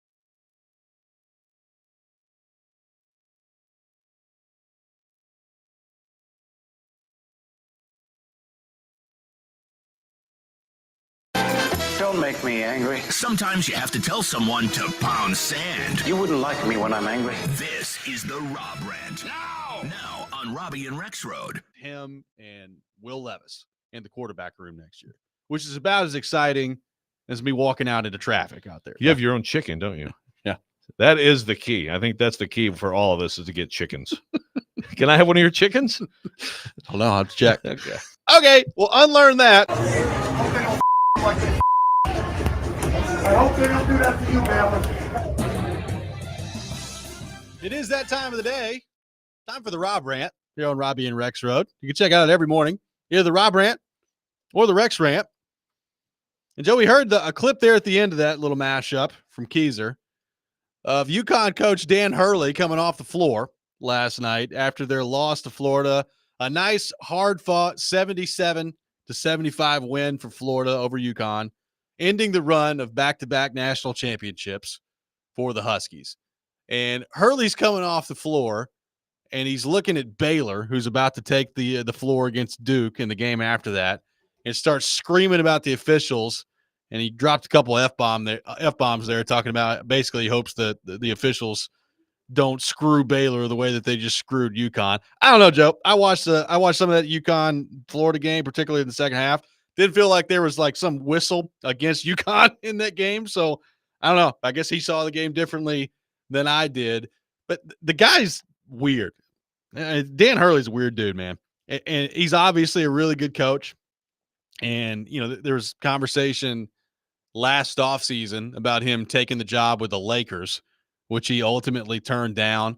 And J.J. Redick ended up as head coach of the Lakers, and he stuck around at UConn. He's clearly a great coach, and he clearly has a good way of building rosters, connecting with his players, and he's won 2 national championships. So, like, you know, what he's doing obviously works, and they were right on the verge yesterday of taking down what may be the best team in the tournament in Florida. So I have a lot of respect for Dan Hurley as a coach, Joe, but him just flying off the handle like all the time, it gets a little old after a certain amount of time. Like him just screaming about the officials for seemingly no reason coming off the court yesterday.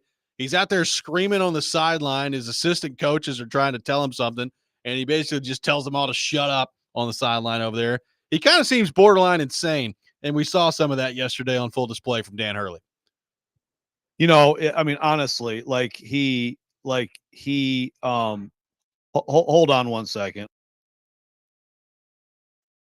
I'm holding. There we go. Sorry, little teenage screaming going on here. What a nice dose of reality radio. A 9-minute run. Well, that's fitting Thank with Dan you. Hurley. Yeah, it actually went well together. Yeah, so it gets to the point where, like, if you're gonna act after that game, and I don't know, I didn't watch his whole press conference because sometimes like you have that emotion in the moment, and I guess if he didn't bring it to the presser where he was talking about the officiating, I guess, you know, give him some credit for that. But yeah, man, there was.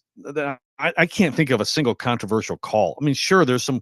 I mean, every coach has like, you know, you shouldn't have called that one on us. You should have called that one on them. This was the officiating was not the story of this game in any way, not in any way. And yet he can't help himself. And at some point, it becomes like you got to have a little bit of accountability. Yeah. Right. Because like when you always do that, essentially you are transferring responsibility to other people.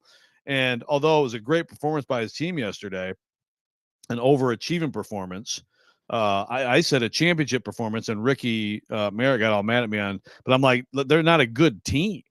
Like, that's why they're an 8-9 team that is playing, like you said, maybe the best team in the tournament, and they had them. I mean, they had them up on them.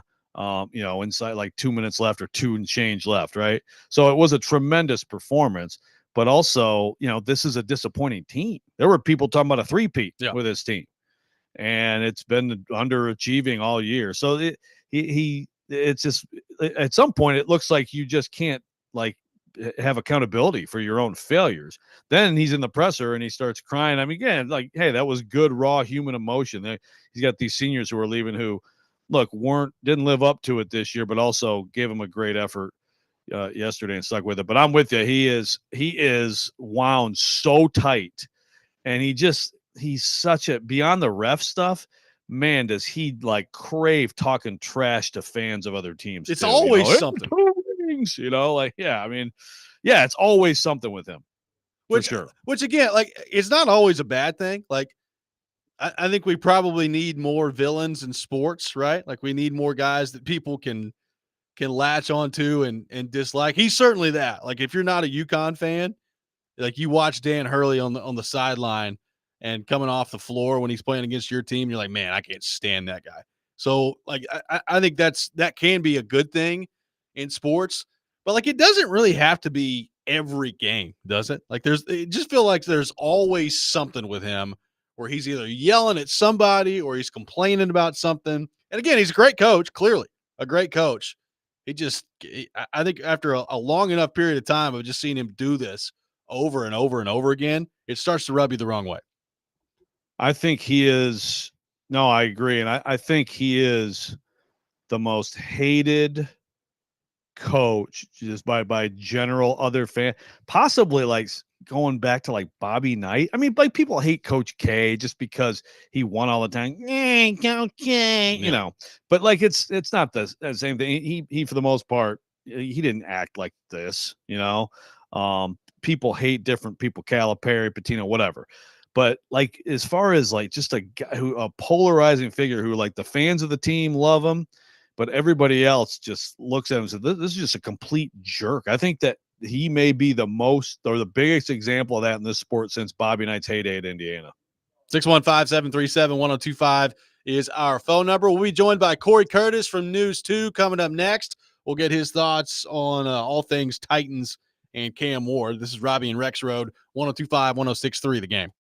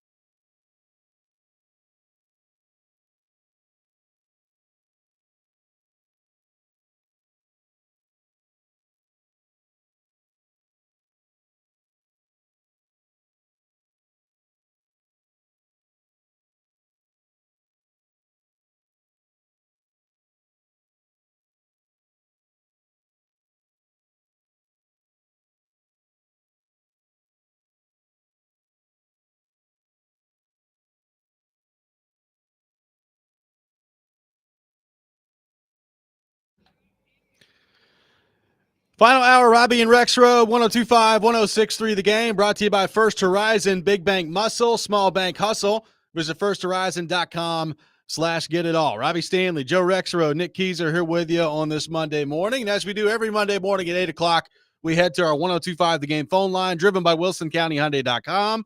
And welcome in our friend Corey Curtis from News 2, brought to you by Tennessee Men's Clinic. Corey, good morning. How are you? If I were any better, I'd be in jail. Wow. I thought you were going to say if you're any better, you'd be me. No, yeah. Wow. Just absolute disrespect to begin the program this morning. You're a Packers fan, which automatically puts you way behind the eight ball. Well, speaking of the NFC North, Corey, let's start there. So a report over the weekend from Jordan Schultz that apparently some conversations going on between the Vikings and Ryan Tannehill. What do you make of that? Yeah. Well, I mean, it would make me wonder about J.J. McCarthy and where they are with that. I mean, you know, do they want Tannehill to play or do they just want him to back up? I mean, if you want to bring him back as a backup, I have no qualms with that, you know, whatsoever. I don't think Ryan Tannehill, from my understanding, wants to come back and be a backup. Right. But I guess part of me also is, what's the point if you want Ryan Tannehill to start? You know, I mean, he's not going to win you the Super Bowl, all right? And he's not going to, you know, get you closer to the Super Bowl years down the line. And so, you know, it would only make sense to have him as a veteran backup to your young quarterback, unless you're worried he's not going to be ready to start the first 3-4 weeks of the season. Then I could see that. But look, we all have seen the quarterback landscape, and you certainly, and I mean certainly, can do worse than Ryan Tannehill at this point. Yeah, but I'm with you. It's like if it's just a straight, hey, come be our backup, I can't see how he's even seriously entertaining that. He's made some money in his career. Yes. Exactly. So, yeah, if it's like you said, the Vikings, I mean, it's just interesting with the fact that they've had conversations with Rodgers. I never would have guessed that the way things all played out. I was like, okay, J.J. McCarthy era, here we go.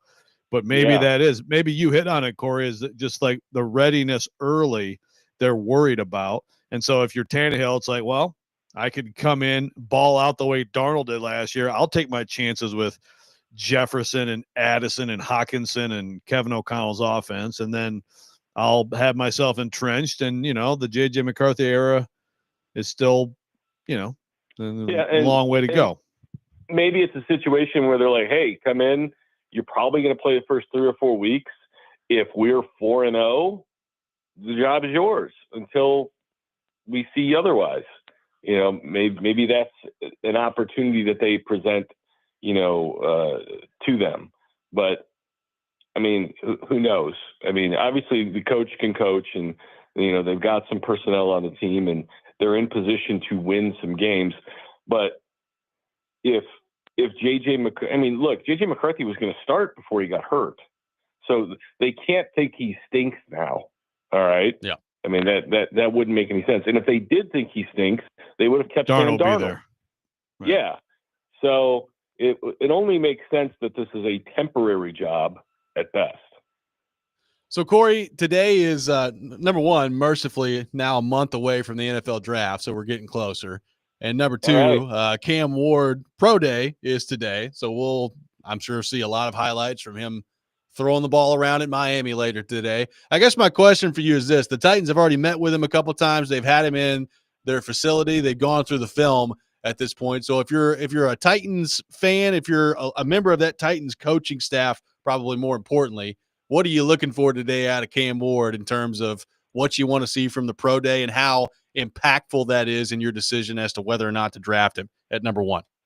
Well, look, you've got 4 years of film with 3 different teams on him. Okay. So you've seen him play in a variety of different systems with a variety of different level of personnel around him against a variety of different competition. And you've met him a handful of times now. You certainly know he can throw the football and you can move. I don't know how much there is to learn from watching him perform at his pro day, he's going to perform well, right? I mean, unless he goes out there and is just terrible. I can't see his performance making much of a difference. I think one thing they may want to see is how everyone there acts around him. How do his teammates respond to him? How does the Miami administration that's there, react around him? How does he handle the situation? Does he take a leadership position in the pro day and how it handles? I think that might be more interesting to me than how he actually throws, because I mean, guys, we're talking about him the first pick of the draft. He's going to throw the ball well. Yeah. There's no question about that. Yeah, no, you hit on something, Corey, that teams definitely talk about, which is it's kind of like seeing a guy in his environment with his current team and how that might translate, which makes sense. I always also it makes me wonder, like, what if like a bunch of guys say, you know what, let's just like act like we really hate this guy, or like, hey, I'll act like I think you're an amazing leader. Throw me about like $3,000-4,000. I mean, or it could be Bo Callahan and just none of them show up. Yeah, could be. Yeah, Restrepo doesn't even show up to his own pro day because it's Cam Ward. But yeah, I mean, I mean, like you said, the film is a film. It is funny when it's like, if you're a player and you say the film is a film, then why even throw it your pro day, right? But you only get one. Yeah, I mean, it'll be interesting. At this point, I guess what would your shock level be at this point if Cam Ward is not a Tennessee Titan next fall? Pretty high, because there are other options at quarterback. Unless Will Levis gets a lot better this offseason, their options are not great. And it would also have to be pretty high because it means they got an unbelievable offer to move out of one. It would take one of those two things. If you were going to make a deal, it would be before most of these teams kind of resolve their quarterback situation. Although, what do the Giants have? Jameis Winston. Yep. I don't think that takes them out of the quarterback market if the right deal, came along. But it certainly seems to me, I would have a pretty high shock factor if it wasn't Cam Ward. So, Corey, knowing that, a big piece of the offseason is going to be the draft, and that's still obviously incomplete here, what do you make of kind of the early returns of the Brinker-Borgonzi era in terms of how they've approached this offseason, the strategy involved with some of the players that they brought in and some of the players that they've let go, and how Titans fans should feel about that at this point of the offseason?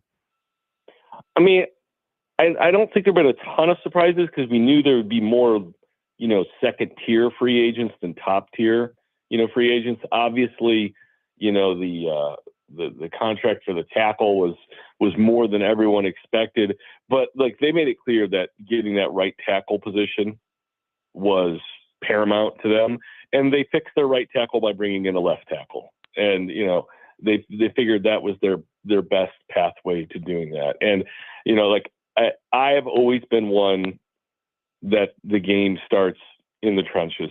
I mean, it might be the NFC North in me coming out, but that is always where it begins. And until they got that fixed, they weren't going to go anywhere. It was like the quarterback situation. Until you get that fixed, you're really not going much of anywhere. And so, it was good to see that be, to me, even a bigger priority than bringing in fancy wide receivers. They've still got to do that, but let's face it, guys, it's harder to find good linemen than it is good wide receivers at this stage of the game for whatever reason. And so, I think they've had some good priorities in what they've done. Now, are those going to work out? That is a whole nother story that has to be proven and has to be seen. And they haven't wasted money. They haven't been afraid to make difficult decisions, which is good. But let's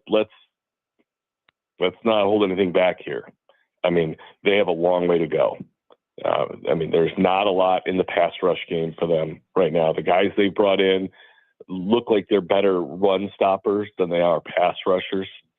So they still definitely need a quality pass rusher, and they definitely need weapons on the outside. whether they bring him in through the draft or continue through free agency. I'm really excited that Van Jefferson is back, but I am confident in saying that he is not what they are viewing as their long-term solution. And so, they still look, they want to build through the draft. And ultimately, that is what is going to decide the success of this administration, is how they draft. And really, this first draft will be their biggest one, because if Cam Ward is right, if Cam Ward is the pick and Cam Ward is the guy, they're going to have jobs for a long time.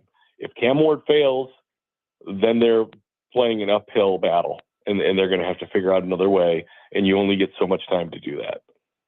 I agree. If their left tackle choice fails, that increases the difficulty for Cam Ward. But that's a big, big question. Corey, are the Tennessee Volunteers going to a Final Four for the first time in school history? Houston's really good and really well coached. I picked Tennessee into my Final Four because Zakai Ziegler is a tough little nugget, and I don't like to bet against him. It's going to take one thing, all right? To me, they have three guys, Gainey, Lanier, and Milicic. Two of those guys have to combine for at least 30 points in each game. If they can do that the next two games, they'll get to the Final Four. So Lanier kind of has to continue at the pace he's going. And if he doesn't, Milicic will have to step up in a big way. And if that doesn't happen, regardless whether it's Kentucky or Houston, they're going to be in trouble. But if two of those three can perform at that level, I feel like they're finally going to get there. It's going to be interesting to see. I'm sure there'll be a lot of trash talk this week between Tennessee and Kentucky fans as well, which we're always here for. More trash talk in sports, Corey. I tell you what's amazing to me is all the pressures on Tennessee. I mean, historically, Kentucky's Final Four bust, but this is Mark Pope's first year. Yep. They're hurt. I mean, I feel like Kentucky's playing with house money right now. They're going for a sweep. They're going for 3 in a row over Tennessee, who's the number 2 seed. I mean, I think Kentucky's really playing with house money. And as we talk about Rick Barnes still going for his first championship, Tennessee going for its first Final Four, I think all the pressure is on Rocky Top. Yeah, that's a very good point. Corey, great stuff, man. Appreciate you taking time to be with us this morning, and we will talk to you next week. It was. I mean, I was really smart today. I mean, maybe even more so than normal. Sometimes I even impress. It's a high bar, which is really which is hard to do. I have a new coffee cup that literally says "Best person ever." Wow! Look at you! Look at you! Thank you, Corey. I got my cool dad one. Oh, nice. I got one that says "Dad bod." Corey, good gracious. Corey Curtis, brought to you by Tennessee Men's Clinic. Joins us every Monday morning at 8 o'clock. We'll react to what Corey had to say coming up next. Take your thoughts, 615-737-1025. More of your thoughts to get to on the Titans front. We'll do that next. Robby and Rexrode, 1025, 1063, The Game.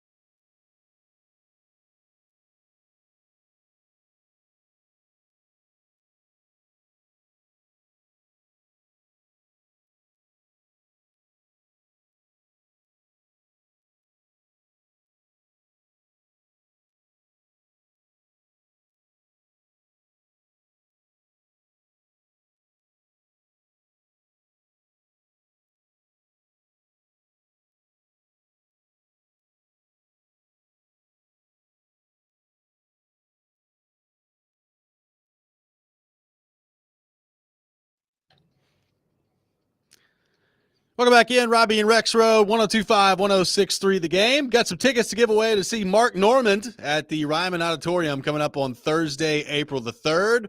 Be caller number 3, 615-737-1025. Caller 3 will win a pair of tickets to see Mark Normand at the Ryman Auditorium on Thursday, April the 3rd. Taking your thoughts on our phone and text lines driven by WilsonCountyHyundai.com, 615-737-1025. Our phone number, 615-737-1025.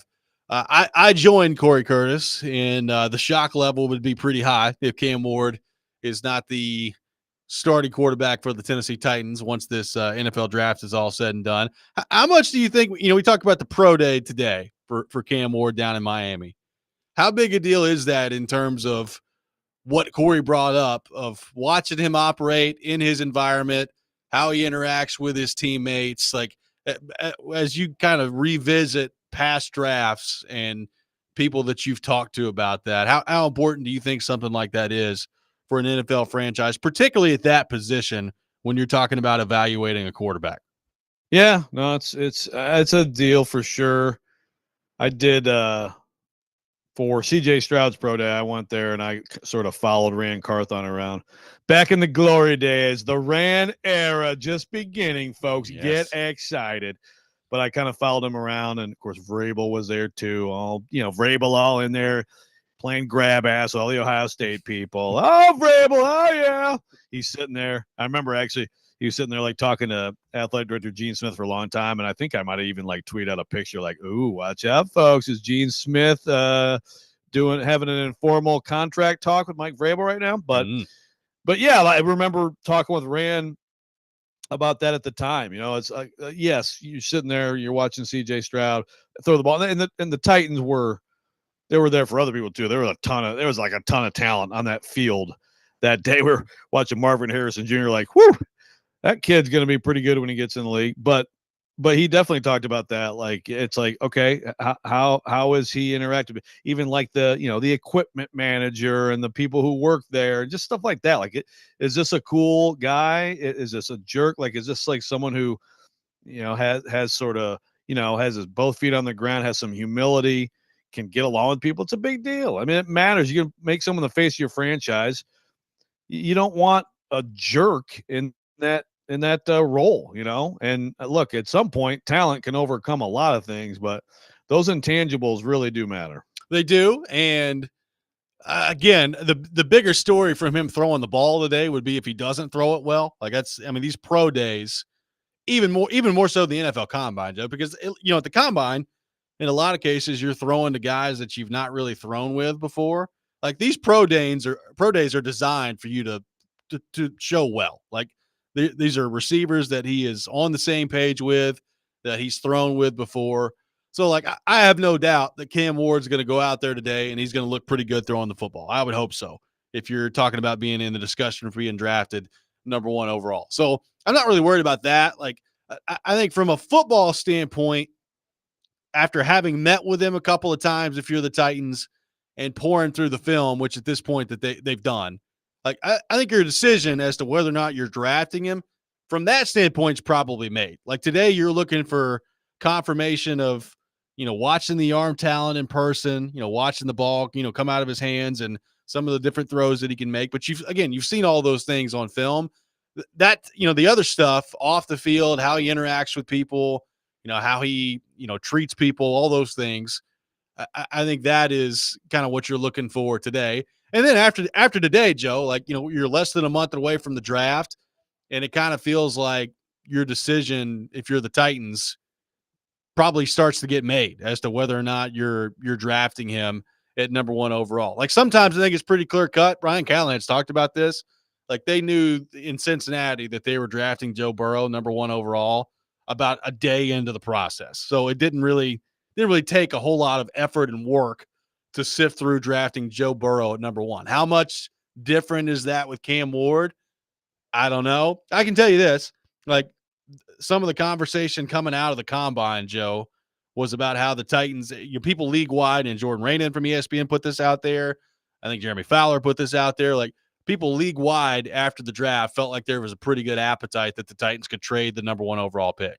And between that point and now, it feels like that discussion has clearly shifted. So how much of that was real at the time? How much of this is the Titans looking at Cam Ward more closely and really liking what they're seeing? I don't know, but it does feel like the perception on that has changed pretty dramatically here in a few weeks. It has, no doubt. Yeah, so like the throwing today, like unless it's like Nuke LaLoosh hitting the mascot in the head, all over and over again, it doesn't matter. Which would be impressive in its own right. Well, yeah. It doesn't matter a lot. Maybe the NFL, I mean, I don't know what the coverage is like. I didn't watch the Zach Wilson Pro Day that apparently you did, but I mean, feel like the NFL Network coverage should be like, okay, now let's see. Cam Ward is going to talk to the third string guard. Does he like him? Is he friendly? Do they know each other's nicknames?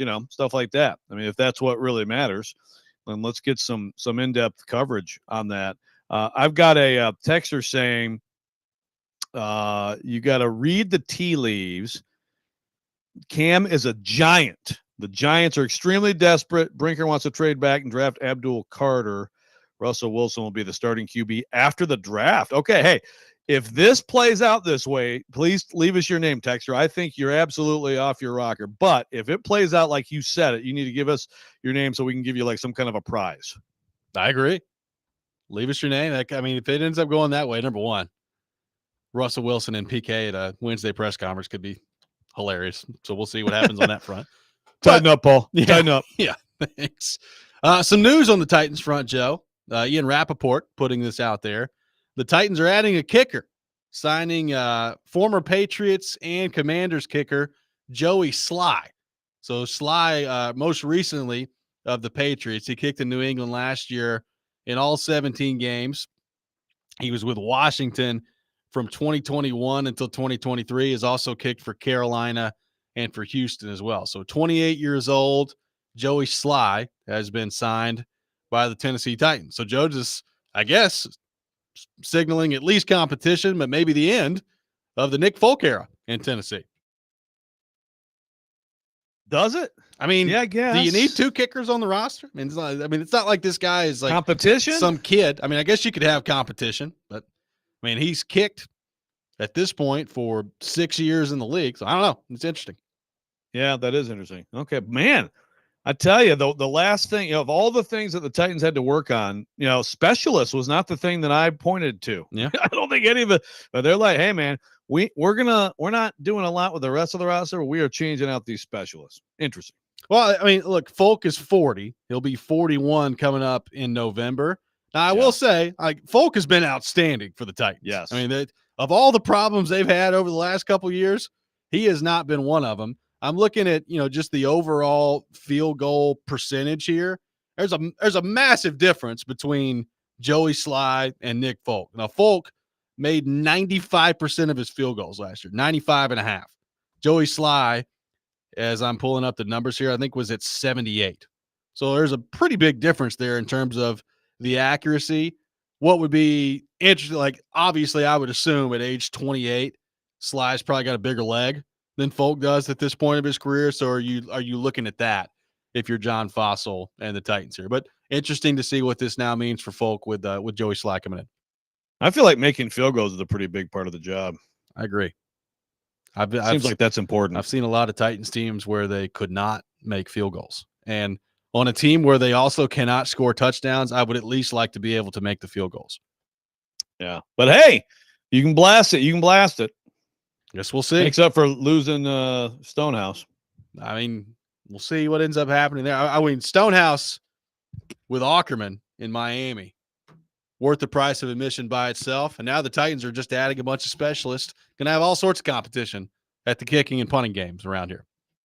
No doubt. And where's oh my gosh, I've already forgotten his name. I feel so terrible.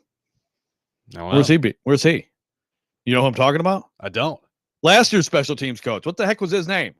Oh my God, why am I forgetting his name now too? Oh God, I feel so much better. I yelled about Anderson. Colt Anderson, duh. Thank you. My goodness. I don't know that Colt Anderson has landed anywhere. I need to look. Yeah. Stay tuned. Stay tuned. 615-737-1025. Our phone number, 615-737-1025. More of your thoughts on the Titans coming up next. We also get back into Tennessee's run to the Sweet 16. leading up to a game against Kentucky coming up on Friday. Robby and Rexrode, 102.5, 106.3 The Game.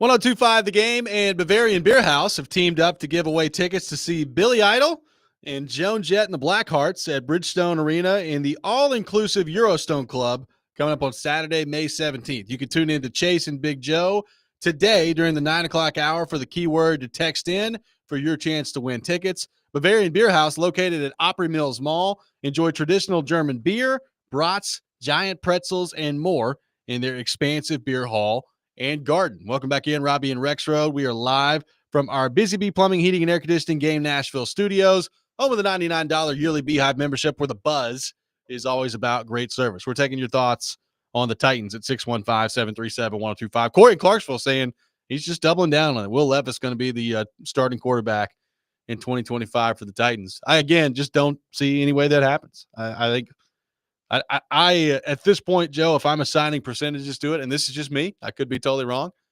I would go 70-30 that Will Levis is not even on the roster by the time training camp rolls around. I would agree, but I must correct myself from earlier, because earlier in the show we were talking about these different scenarios, including one where the Giants are so desperate they make an offer the Titans can't refuse, and I was like, then Brandon Allen's your starter. I mean, I just completely blew off the possibility of Will Levis. I mean, in that scenario, that is what happens, right? Like, that's the one scenario. I don't think so. You don't think so? I think they would start Brandon Allen over Levis. Yeah, I don't think there's any way that Brian Callahan is walking out there and throwing Will Levis out there ever again. I don't think that there's any way that's going to happen. I understand what you're saying, but I would still do that over Brandon Allen. I mean, I like Brandon Allen. I don't think there's still a ceiling difference to me. Like, Levis has a ceiling of a starter in this league. I don't think Brandon Allen does. I could be wrong. Maybe I'm disrespecting him. But yeah, look, we both agree. I think most people agree he's probably not going to be here. But I'm just saying, in that weird scenario where the Titans, again, if they are, they'll go sign Joe Flacco. They'll do something. Will Levis is not going on that field. You are now. I'm rooting for it. Now I'm actually rooting for Levis part Trey Lance. Trey part Trey, not Trey Lance. Levis part Trey. Hey, maybe so. Trey Lance. My goodness. I mean, you just go down the rabbit hole. Yeah. Just pick your quarterback, and he'll be on the field before Will Levis will be for the Tennessee Titans again. That's a hill I'm willing to die on. Disrespect. You might dislike him more than Mariota, which is saying something. I'm sure. Again, I'm sure he's a fine guy. I don't want to watch him play quarterback for the Tennessee Titans ever again. That's where I've landed on that. So you would choose as a viewing experience, you would choose Brandon Allen? Yeah, I think I would. I mean, to Levis is interesting. Levis, I mean, it may be like a complete disaster at times, but it's interesting. If you promise me again that Levis is going to turn around and throw the ball backwards over his head, then I might sign up for that. Like that was interesting to watch for sure. He's adding that to his game. Yeah. Yes. I got one text that said Russell Wilson or Joe Flacco would start in that situation. Look, I don't really want to see Russell Wilson either. Like, at this point, I think we're all resigned to Cam Ward, and we'll see how it goes. But for some reason, if they don't go that way, your options on the quarterback front are going to be slim. The Wilson part of this is interesting because if the Giants don't grab him, and this works out where they either ride with Jameis Winston as their starting quarterback, or I don't know, they stick at number 3 and pick either Shedeur Sanders or Jackson Dart, and let's say Rodgers goes to Pittsburgh. Where's Russell Wilson going to play quarterback at? Like, does Cleveland bring him in after the draft is all said and done, and he's their starter to begin the year? Like, it's going to be. I don't know if there's a spot for Russell Wilson if they get through all of this, and it ends up with the Giants drafting a quarterback and Pittsburgh signing Aaron Rodgers. Well, especially if you mentioned Cleveland, especially if someone is able to pry Kirk Cousins right from Atlanta, then he's really out of luck, I think, on the game of musical chairs. Is Russell Wilson okay making a few mil and just hanging out in the league as a backup? I mean, he's made a lot of money at this point too. You wonder with him, it's like, is it even worth it to bounce around as a QB too? Because that's what he's starting to look at here as a reality. Well, I mean, maybe as a backup, you'd have better luck getting some of your teammates show up for your birthday party. I know that was a big deal in Denver. So maybe, without the office, you could get more, better attendance at the birthday party. Yeah, if he's a backup, his teammates can no longer have to go through his communications representative to speak with him. I think he'd have to actually directly speak with people. Yeah. I mean, apparently I'm looking back at this story from November of 2022, and only half of the Broncos showed up to the birthday party, which apparently really rubbed him the wrong way. So maybe like in, the Giants situation or Cleveland, get 75% of people to show up at that time. I think 100% attendance, you're not being realistic for a birthday party over the age of 5. That That story was that half of the team showed up at his birthday party. Yeah. Why is that bad? Other I half thought didn't. like nobody did. So what? I didn't know that. I totally thought it was like nobody showed. Half the team. That's freaking great. I'm just saying. I mean, it's half the team showed up, and apparently, I mean, this is the tweet from Mike Kliss from that time, who covers the Broncos. Yep. There's been some gossip about Russell Wilson standing in the locker room.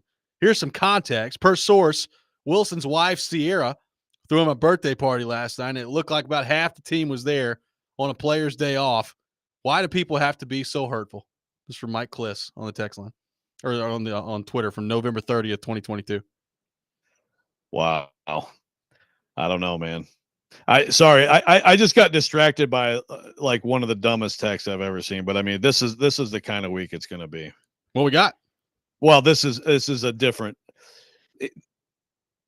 texture. You need to give me your name. Says, as much as I love Rick Barnes, if we lose this game, we've got to fire him. Yeah, dude. I mean, that's truly like, is this how dumb we're going to be this week? We're going to be this dumb? Yeah, you got to fire him if you lose this game. Yeah, how many Sweet 16s has Tennessee basketball ever made? He just made 3 in a row. Good Lord. Well, let's get into that. Tennessee has punched their ticket to the Sweet 16. They take down Wofford and then UCLA over the weekend in dominant fashion, setting up a very intriguing matchup against Kentucky, which we're going to get to throughout the week. But you've got Tennessee to yet another Sweet 16, potentially standing in the way we know Kentucky is. If you get by Kentucky, you're likely looking at Houston after that on your road to the Final Four. So, I mean, from this point on, Joe, it's going to be a very difficult path, really, no matter where you are. I mean, you're talking about the 16 best teams in the country at this point. So the path is going to be difficult no matter where you are. But what do you make of what you've seen from Tennessee, the job that Rick Barnes has done to lead this team into where they're at, playing some of their best basketball in the tournament, and, of course, the matchup coming up against Kentucky? Yeah, look, it's he's done a heck of a job, and I think he's got a special team. I think he's got a team that might have the ingredients you need. Now, I'm thinking already of this Houston game, and it would be, of course, ridiculous to look past Kentucky. Kentucky's more than capable of beating Tennessee a third time. I do think there were some Tennessee things, as I laid out earlier, insanely bad shooting, 6 for 42 from 3 for those 3 guards. Ziegler, Lanier, Gainey in those 2 games, just really bad. An 0 for 7 for Chaz in there, a 1 for 11 for Zakai in there, like unbelievably bad. So, you figure that's going to get better and things like that. Also, Kentucky hurt them with Jackson Robinson. He's no longer playing, so they miss him. So look, I mean, it doesn't. Sometimes a team beats a team 2 times. You can talk about how hard it is to win 3 times. Sometimes it's just a bad matchup. And I think it's definitely the case that tennis or the Kentucky 5-out offense, it was a hard cover for the Vols. They let Kobe Bryant get too many looks. I think Corey Curtis brought up an interesting point, and I hadn't thought of it this way, but it is kind of house money for Kentucky. Now, Kentucky fans may not feel that way. Like, we're Kentucky, like we go to Final Fours, even if it has been a long time since they've done that. But there's like the mindset of the fan base in general. But he's right. It's Mark Pope's first year. This is Barnes with these all-time, especially Ziegler seniors, but Meshack too defensively. So I do agree that there's more pressure on Tennessee. 615-737-1025, our phone number. We'll take your thoughts on Tennessee advancing to the Sweet 16. Big one coming up this weekend against Kentucky. Take your thoughts on that as well. Robby and Rexrode, 1025, 1063, The Game.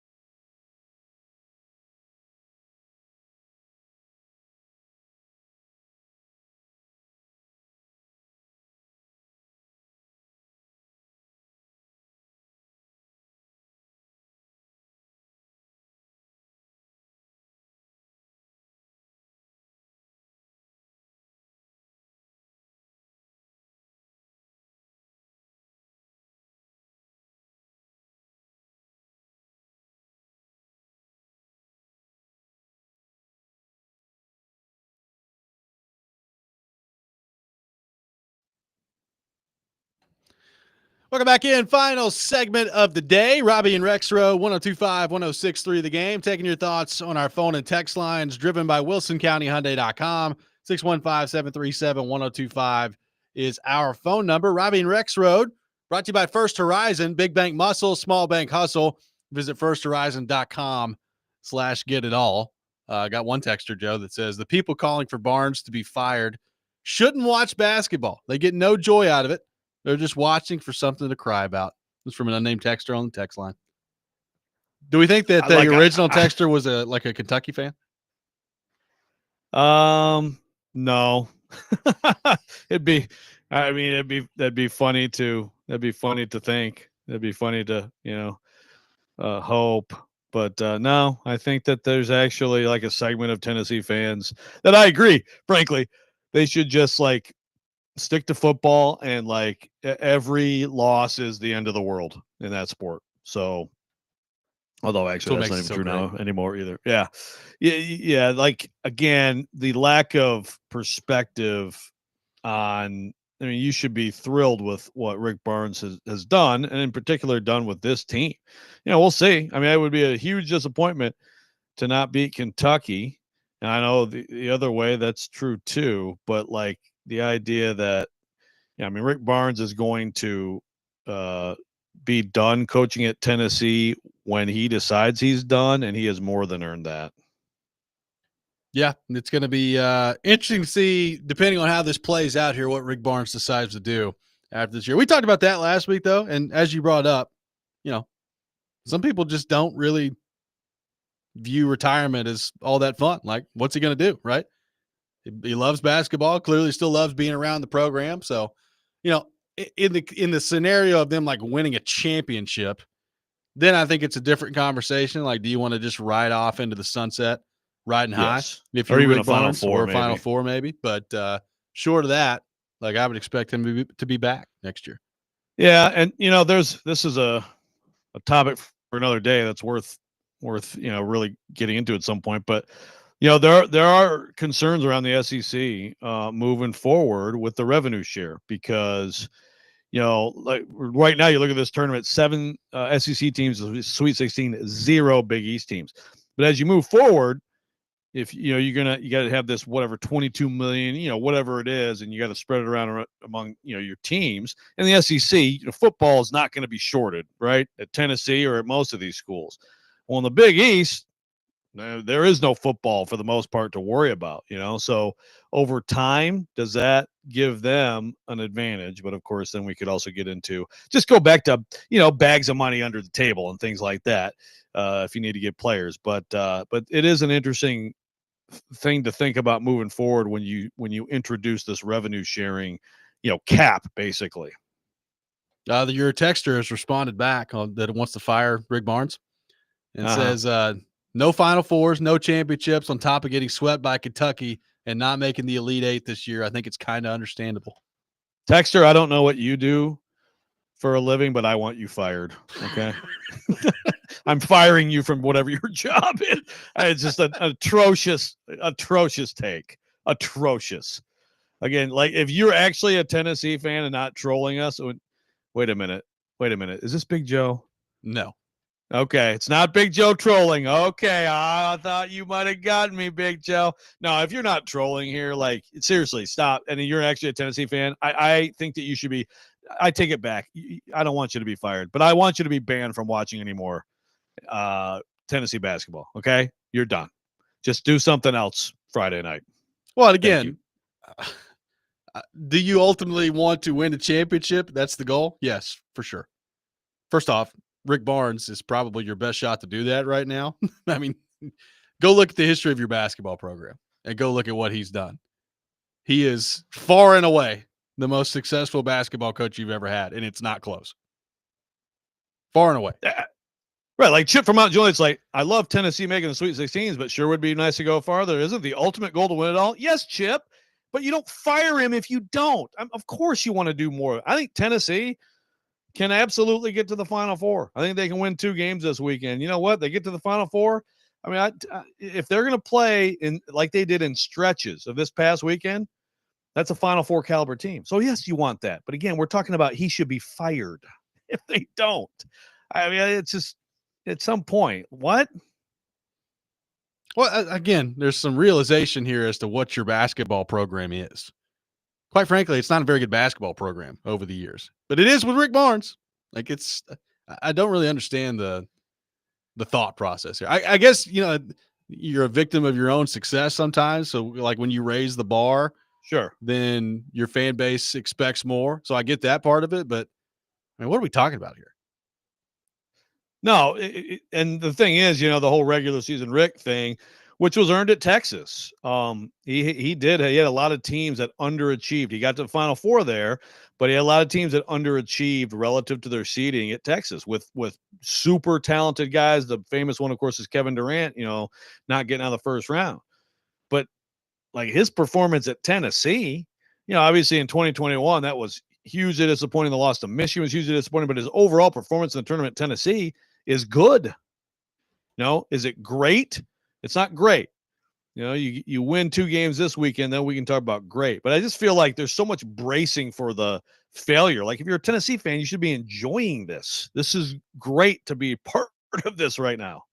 Well, again, Kentucky has clearly had very good success against them this year in Mark Pope's first year. They've beaten them twice.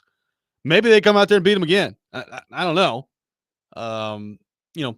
I think if Tennessee plays the way that they've played over the last couple of weeks here, they're going to be in a good spot. We'll see, though. I mean, if they go out and lose to Kentucky, obviously losing 3 times in 1 year to Kentucky is going to rub a lot of Tennessee fans the wrong way. But I mean, there's also a chance that you can beat Kentucky. I think you're favored in the game to beat Kentucky, and then you're 1 win away from your first Final Four ever with a team that offensively is playing as well as it's played all year long, which has not typically been the case heading into the tournament. Real quick, Dustin from Hopkinsville. Cats fan here. You Vols fans are goofy as hell. Go ahead and fire him. We Cats would love that. Again, we're yelling at one person right now, so we got to keep that in perspective too. That does it for us today on the program. We'll be back 6 a.m. tomorrow. Chasing Big Joe coming up next. You're listening to 102.5, 106.3 The Game.